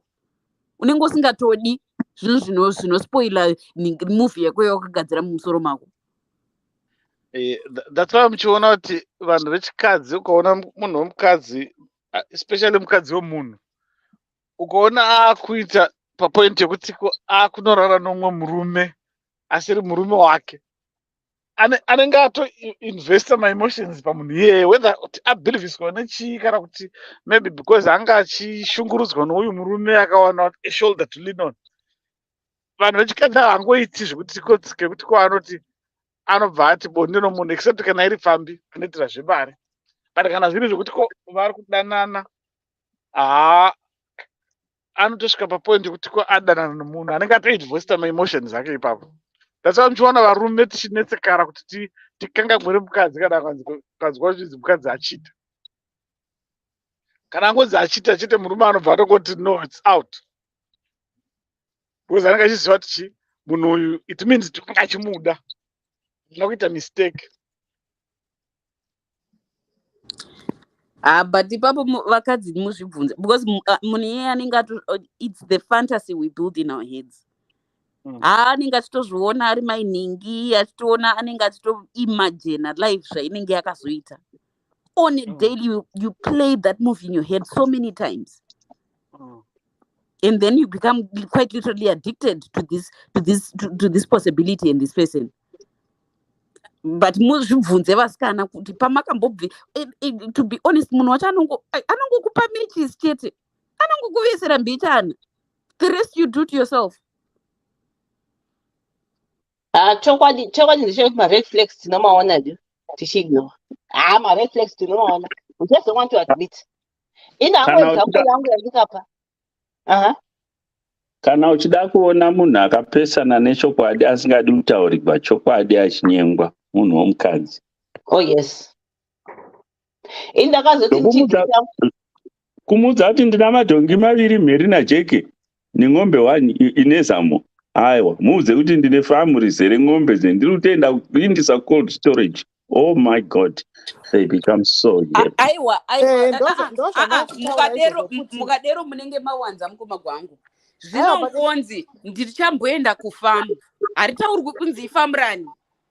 Anosara opedzisa nyaya yake mumusoro make yese. But I want to agree as well because I think kuti that's half the problem. Mati kwataurwa kune imwe platform kuti kune murume who's divorced what ataurwa machokwadi atidi chokwadi tikaudzwa chokwadi tinotiza. That's why they lie. Saka it's better munhu you know what, it's better kuti munhu ataure chokwadi chake but atidi toda fantasy, toda the romantic notion. Ko iyo famu ikataurwa haumbodawo kusvika kufamu kwacho here? Never mind farm, kumba kwacho anenge asina mbosvika anyeperwa kuti ndinemba. Saka unoona zvegaka. Aiwa famu you can understand.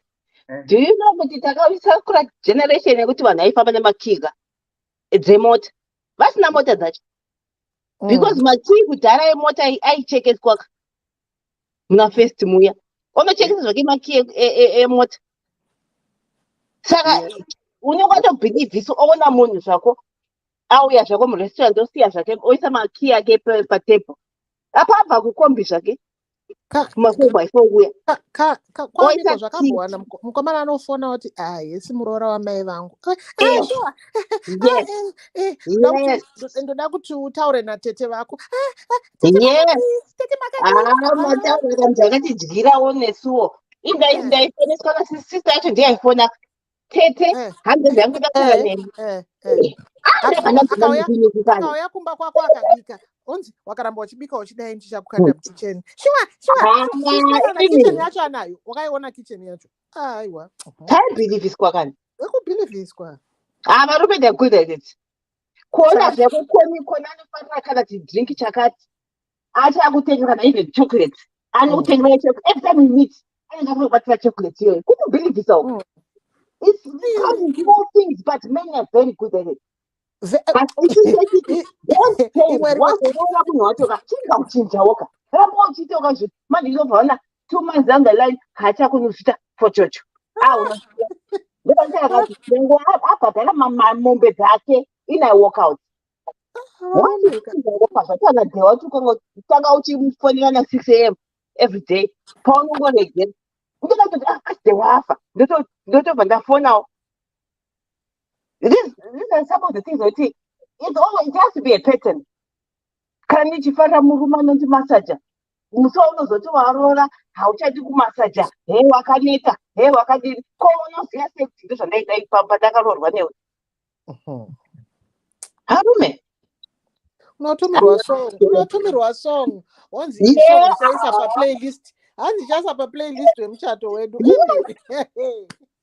Varume that they are very good at it. Hapana mukadzi andikwanzina ndambobhilivhiswa ini ndokunyenga kunoita varume, and it's also obvious we know our soft spot so that yes I found the Mr. Right. Asi kana pane chinhu chandakadzidza from that experience ndinobvunza rudo chitupa.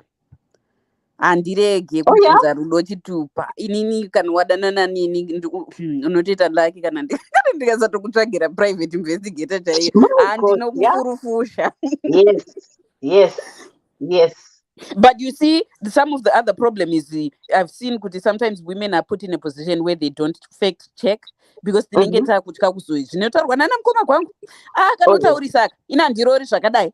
Saka ukada kubvunza zvakawanda unenge unopuwa threat yekuti handichazokurora unonetsa iwe hamusi kuzvinyanya here apa akukokota zvako akupedza matichi munobva manzi hamusi kuzvinyanya here asikana zvamuri kubvunza izvi wobva wadzikama wonyarara wodzikama iwe uchida kubvunza kuti ndokumburaona chitupa chako exactly. But chinondinetsa inga ndechekuti vanhu vanobhiriviswa ka1 ozobhiriswa futi kechi2 pamwe because vanouya nedifferent tactic. Hamusika mwana wemunhu mumwe chete akomana zvakufanira DJ Magic anditika manyenga munogona kuti muchigara nemukadzi but munobva mati kwanzi ini ndogara neboys but boys zacho ndevanhu vaya vasingadi zvemagirlfriend chichii and we made the rule pamba pedu kuti hatipinzi vakadzi iwo ubva utoti kandawana kachijaya changu izvo mukadzi anogara imomo but unenge uchizanzi iboys matondiudzawo imwe trick ndokataura kati we know all tricks of this book. Ddc Skool of Thoughts here. But the true reality mkoma Magic is that chinoita kuti tive susceptible pakubhilivhiswa is because tinenge tiri one track minded, tinenge tine chini chatete chinyanya kuda either ndikunyanya kuda mawivi yayo kana kuti ndikunyanya kuda kuroorwa. I want it so much that I'm willing to overlook reality in order to try to get to it. So it leaves you susceptible. The thing that we have to learn as women is kuti kana zviri zvekuroorwa zvacho ngazvirege, kana ari mwana wacho ngaarege, kana iri mari yacho ngaigare, to just start to be prepared for it to not work if it can't. But inini ndikazivawo kuti iwe unoda mawivi ndochichanela mari yangu pamawivi kusvika ndakuwana. Ndo panozotika wandiwana yobva yapera, ndobva ndazogereza kuti hauri apa mandisa mumundo 2017 ndikada kuramba manje tuyapera ka because kana ukachanela mari yako yese pamawivi ini ndichida zvemawivi zvekudaro ka to the point where I'm blinded to all other reality. Handisi kuona kuti but wambozotengawo bhutsu yako here, mai vako vari kumbofona uchimbovatumirawo here. I'm not looking at anything else because ndakanyanya kuva too focused on that mawivi. That's the problem. Ndozvinoita kuti tibhilivhiswe izvozvo ende mune makatidzidzawo ipapo ukaona anoudzwa unzanzi indainzi mining kana kuti ndoda kutaura navatete vako anenge aziva kuti ndo soft spot yako ndo weak spot yako anozoda as long as you keep your eye on that. Apa tete vacho hasi tete ineighbor zvako pamwe anenge atori x ari kunyengerera kuti pamwe ndichazodiwa futi. imi ndandikati varume ava apa nohana mugonye mukuti kwanzi murume hechichi zvikwadi zvinozoti tinoona but zvimeka you can't tell. Ndoona dewa nditi dewa ngachikotaura tanzi mapefumi angu macreed chichi ndobva ndafunga kuti munhu smarters manje ndozoona taiwa macreed plus ane mari crib inodhura ka kandochitaura ka ndozochiona kuti no ndakuchigara nadewa manje ndozochiona kuti macreed akutaura ka akutengesawo machina uko $10 kana kuti ndiyoyo 1 yakatengwa 7 years ago ndiba nditaura ndikati men they are very good at what they do. Ipapo ndovapasando dzavo amina ada kupindura ada kutaura zvino isusu manje weare stuck yekuti aroora manje what do I do after that.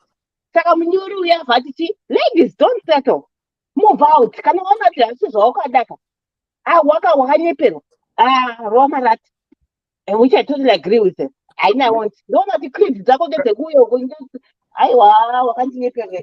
I'm very sensitive kunyeperwa. Naivanza ko ndikauya nereality ndichibva ndataura hangu kuti but iwewe ndakufarirawo asi ini ndine mukadzi.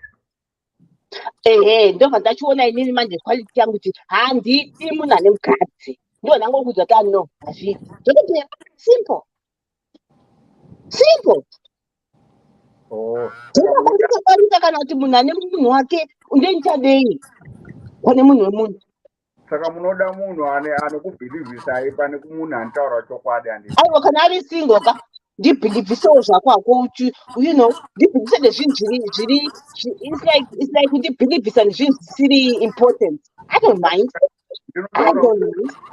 Handisi kunyatsomuda uya. Tanga wamuramba kashamwari. Don't play that game. Tanga wamuramba kana usiri kumuda. Aiwa mazuva hakusina zvekuti kwanzi we're not desperate. We're not in a rush. No, Connie. That's why we have to encourage each other to not be desperate. Because we're not desperate, they are, and they just don't realize it. Oh, okay. Yeah, I'm not. I know. I've got all the time in the world. When they are right 90. Tanga warambana nemunhu wako. Makarambana because wakumafika nozvitaka. Takazombona ungo takazofowa angu cousin yangu. Akapiwa chimudhende chefake divorce thing chiya certificate chiya. Ndokurongwa ndokona kuti ibarika ndokunokandwa kumusha. Ndobva avhurirwa chishopu kumusha uko. Atororwa haachagoni no way no return. Akazopombwa zvake ne-AIDS 6 feet down. But akapiwa iyo divorce yefake chimudhindwa chiya chinongotaipiwa chiya. Ndokubhiliva. Can I ask the men a question? Yes. If a woman came, like if you were chatting up a woman and she said to you, I don't want a serious relationship, I just want a physical relationship with you, how would you take it? Unorambirei munhu. Watoya zvangu kuti uchitaura ndoda mujolo chete. Vanoti makorokoto. Wo munotora. Because we are nokuti ari easy kubhilivhisa saka ndinoregerere zvangu kutora. Handidi kubhilivhiswa. Aiwa handidi kubhilivhiswa. Akutokuudza kuti I don't see a future with you. I just want to have sex with you. Chinhu chinorambwa nomurume kuinda kujere. Kwete kunzi munjolo uri pano. Manyepa. Oh, so you guys would be okay with someone just saying physical? Ko, varungu vanozvitaura chite varungu havambovanzi shamari. Make me feel kana South African they are open. Shamari, pano ini ndinongoda zvomujolo nemi vagwangu. Potojolewa. Vanonetsa nokuda kuita tutsika tumwe twavasina. Ndo mamwe masister sida. South Africans they are very open. Aiwa chinonetsa kunoshorwa nevanhu. Inini personally, I don't like marriage zvekurorana chichizvi. I would want mapoto ndo anondifaira. But kungoti isusu vatibvumi. Why is that, Connie? Why is it that mapoto anokufaira kuvhura? I just grew up like that. I don't know. Ndakangokura ndakadaro. I never used to like zvema. I don't know. So I do my 12 when I was told that handidi kurorwa. And my parents used to get so upset, but I never wanted. Even pandakarorwa enyika, it wasn't by force, but munhu akaita zvoku akazvita ega in like that I never liked. Kunotirawo maparents ndo zvavo but inhangwa. But now I can tell you now when ndikazoteka 5 ndogona kuchaya mapoto 5 because I've told even my mother kuti pasina kana stand child. I don't want, now I'm doing my way. When the makatotambira yekutanga iyo zvakatopera. That's it. Totota beru kana kuchata kuita white wedding here, I'm okay with that. If my exchange of monies, no. Inizvema exchange of money ndakagara ndaramba. Unongati wesazodwa vanhu uya wokusouth uyu varume vanoramba gwangwe vanobvuma vanotaura zvavo ibhizinesi kai asi murume haarambi gwangu iwe ndozvotoda kupinza hai varume aizoshuwa murume haarambi gwangu murume izvezvi kwakatotota ndarohwa nagwangu zvewanototi ndipowo murume haarambi gwangu murume havana basa nazvoti kwanzi kwazodini kwazochekeswa nani akamunyudzawo zvinoisa vakadzi unombofunga kairi katatu kuti but varume don't care. Problem zvinhu zvacho zvinomanufacture murekera ende zvinotoda kuemptiwa. But the problem we have is not kuti the problem is when we then come here techida kuti anything murume mukadzi akangotaura anything yekuti five husbands takuti morally she's out of this world iningirikini hanzichi whatever language was being used describing her kuti ndo panorasirwa nevarume vese just because she had 5 men. But now varume can comfortably come and say ini gwangura tinogwangura chero tinotora chero, and they say it so comfortably. Exactly. Yes, isusu vakadzi we are here crucifying and even varume joining in but you judge a woman for having 5 husbands because clearly sex was designed to only please the male gender. Let me tell you one thing. Hakuna bhawa rinonakidza risina vakadzi, but hakuna murume unoda kuroora mukadzi webhawa. And that is probably a very old-fashioned statement, I have to say. Because by now, surely, after watching enough episodes of Tinashe Mugabe, madzidza, my statements, amnenge mshtaura kuti wembawa, wekupi, toda wangu wekuchurch, amsati madzidza. Kuti that means nothing. Because let me tell you what, I actually dated someone who said, and what he was trying to do was bring my morals down because I went in a pub to have a drink. That mentality, because vazhinji vakanotora vakadzi muchechi, but tikaenda kwaTinashe Mugabe murungoona kuti havasi vana venyu. Surely by now madzidza kuti izvozvo zvekuti hapana nda kuroora mukadzi. Find your person. If it's in a pub, if it's in the road, if it's in the street, wiriranai mudanane. Zvekujaja munhu because mamona akamira mupub kana kuti akadate varume 2. Izvo kaizvo. Ngazvisare nasiso John Rhodes. Varume especially. Let me tell you panyaya yaTinashe Mugabe.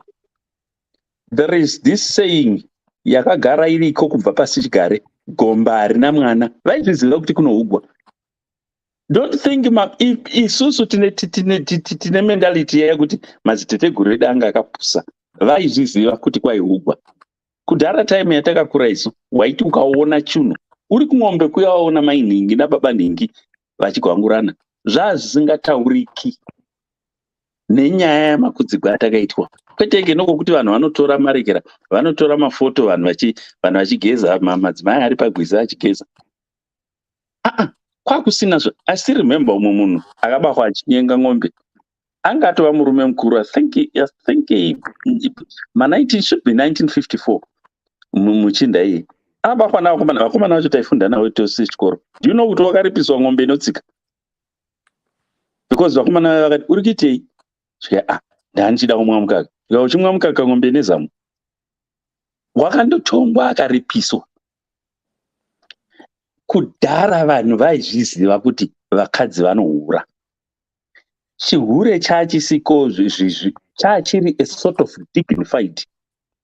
Varipo vamwe vanhu vaiti ukaratidzwa kunzi vanohura vanopinda wairamba uchiona dzikamira because zvinhu zvakati kweteke zvino kuti inda paInstagram apo kana uchida kundoona mataipi egwangu vanhu vakapfeka iwo matongo matako akaita kudai kunge sadza raparufu akainda nokoko katongo kari pakati zvinhu zvaakiitwa zvafumuka asi kwete kuti chihure kwakusina.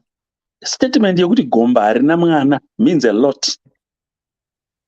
But so what I'm trying to say is why don't you guys just stop with this narrative yekuti hatidi musikana wembawa. Rorai munhu wamunoenjoya and and stop putting yourself under unnecessary pressure.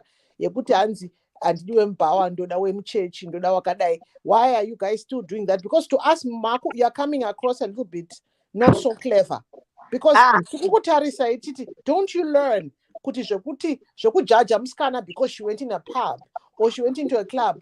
Don't you amuna that intellectual reasoning ere kuona kuti hazvirevi chinhu kuti musikana uyu? In fact, ukatowana anoenda kupub newe muchimwa laga muchiona bhora muchifara, you will have a better relationship than kuzvimanikidza kuti nditi ndoda akadai because you bring me morals kumba.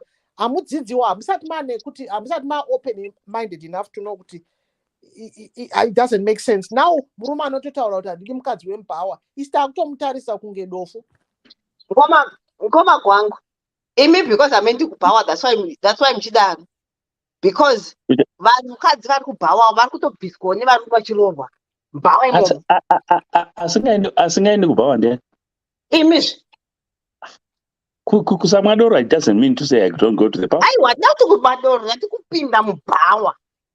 Ndozvendiri kuti kusamwa doro kwangu hazviri kuti handipindi mumapub. Atoti makataura zvekuti hamupindi.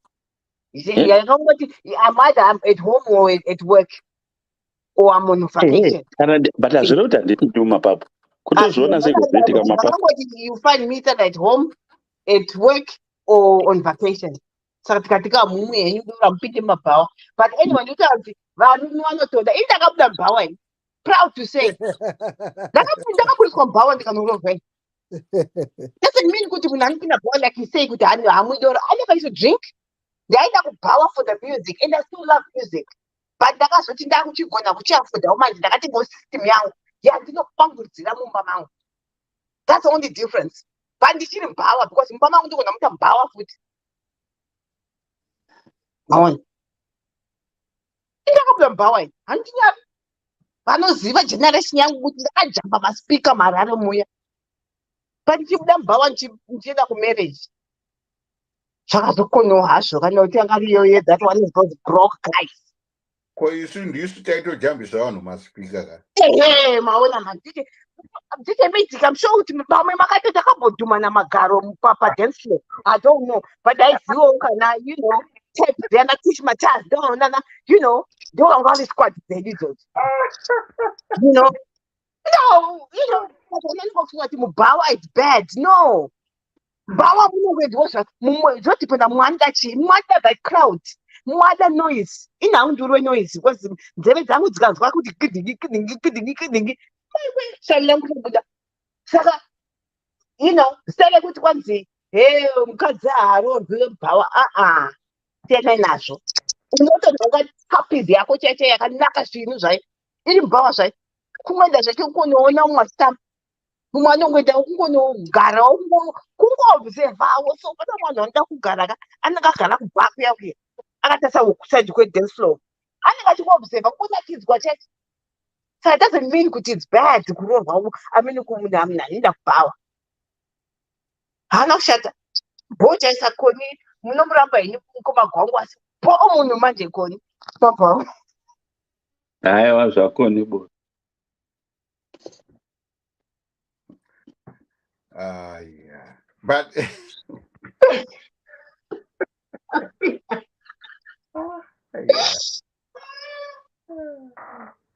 But isn't it wonderful? Because probably Connie is thinking Gwangu kwete, not my cup of tea. Because like that's the beauty of choice. That's why that woman left 5 men. It's choice, huh? Yeah. But not the choices are bad. No, she knows what she wants. She will find, finally she will find that guy, even after 10 years. I know she will find one. Yeah. Because as she's getting married, I was there, also there which boxes to tick for the next guy. Oh, we're putting him on the next guy. But we all know that mono bomb, and I think it's one of those rich aunties. Because it's one of those rich aunties, Raya. And so obviously she knows what she wants, she knows where she is in life. No one has a swimming pool. ndona munhu asingagoni kana kudzidza kana kupinza gumbo chanotosvika for me. Totara kuti vanhu musamonhonga because akuti I love you anda kuchite mukadzi wangu kuti angobvuma. Ongororo popola that person. And chega kuzvarisa vanhu manamba iyoyo madisbagger. Because munoti after 3 months of dating watone nhumbu yabhepiko. Ndopandokonana nevakadzi veipapapa kungozvara.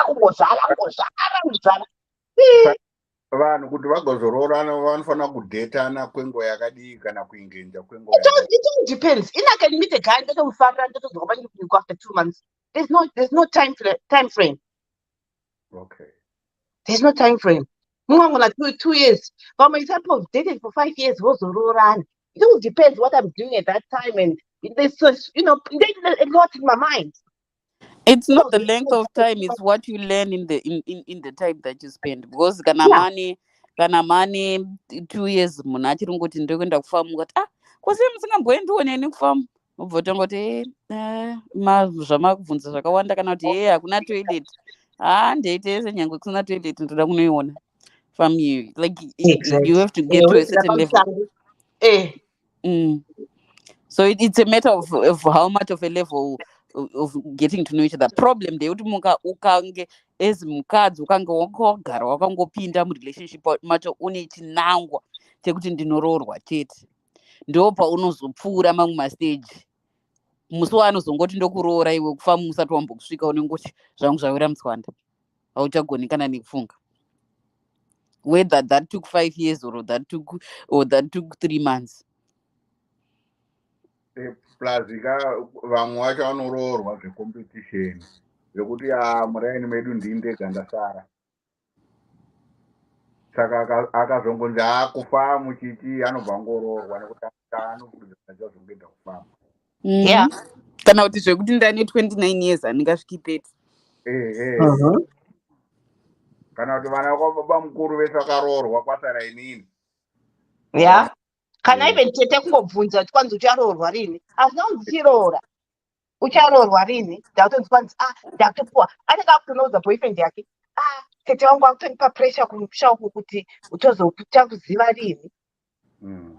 Vamwe varume vakaroora vakadzira nyaya yepressure kubva kumagirlfriends. They were not ready, but mukadzi anenge angotaura zvake kumba uda kuziva chichi. But murume hambofa akaita ready. Izvozvo zvitori zvaiti zvakaitika izvozvo. Murume unogona kutosvika 5 years uri mudhoro. Ndo wakanaka manje. Because kana magumburana kungobuda. Imagine paine marriage. Makuda kuzivisa vekumba, makuda kugara matare. That's what I don't like. Ndoda hangu kuti ile poto musando ngoti I'm done. Ndakutosumuka ndaenda. Zvokudazomboka matare ndopamunozoti aiwa alright ndimbompana kachance haina handidi zvese izvozvo. No, one chance per person and move, keep it moving like that. Move a chance, it's your choice. I'm gone, bye bye, next. But munozodzoka moti makore ese aya wakandishandisa. aiwa ndipo because inenge choice yangu kubva tatanga. Aiwa ndipo kuti wakandishandisa takanatirwa tese. Because I wouldn't stay for 1 week in this not gonna benefit and dinner ipa. And in this way, and school food you can achieve my choices. That's who I am.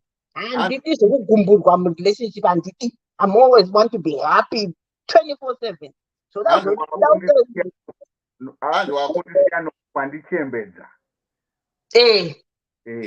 hanzi wandizvarisa vana 5 ndopandotika such things ekuti mapotoka chirega kuita vana, because once vaita vana makutokanganisa kuti nevana vacho ita poto rako reuza kuti aiwaka tiri kungonakidzwa chete zvapera zvoenda zvakadaro. Because hauchipiswika unoramba uchizvichengeta zvakanaka haudhambi hauiti anything uri ndimi kama uri kufaikana muri 2 zvinokazvibata vana kutofunga kuti azondizvarisa azondisiya. And varume vemazuva ano havadi zvevana, havazvidi. once oza pamarelationships kuti akutouraiwa because of the child akapinda in the equation. Murume aikuda, but paunongomuudza kuti ndaane nhumbu, that's the end of it. Yatodhakwa. Saka let's be careful kuti vana, let's exclude vana mumjolo. Vana. Kiribheti azvizvi. Asi vamwe vakazororana nenyaya yevana kandiri. Yeah, injuka ka? Injuka chero. Munosanganiswa nevana because there are some men ekuti they're so attached to children. Vanoda vana naturally kunyatsoda vana. And murume akadaro unomuona kuti pamunomboenda kana kuti maouting chichi anenge achimbosekerera vana. Hello. Unobva uyu anoda mwana. Zvino ukamuitira mwana kana inyakuiti mistake, watorwa bhobho yako. Haakusii kuti uende kumusango nemwana wake. Motochembedzana. Mumwe anongouza kuti I don't like the cry of babies. That cry inongoti vhiringa. So ubva kuti uyu hazvidi zvevana izvi. And don't do it. Chet. Yeah. Kudzidza. Topic yanhasi yachinakidza ende yabvaita iri Friday manje. Kudzidza. So relax. This was a good topic. So vanhu vangu vachiti munyori chichi, but we learned something from that tsamba yake. Indangu ndadzidza hangu. Kana madzidza tinotenda chaizvo. Yeah, that's a good one. Ngova Claude, mungobhoronga comment section imomo. Amuchapindi kuzotitsiura here masisters mumalive wacho.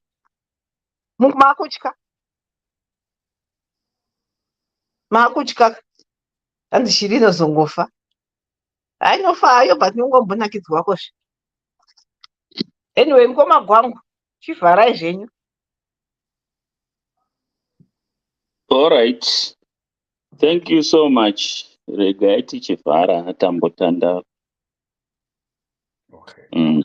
Aiwa, tinotenda mukoma gwangu nemi mese tinotenda chaizvo. Tozoonana Monday zviya. Yeah. Monday tiripo full time. Okay. All right. Thank you. Goodbye.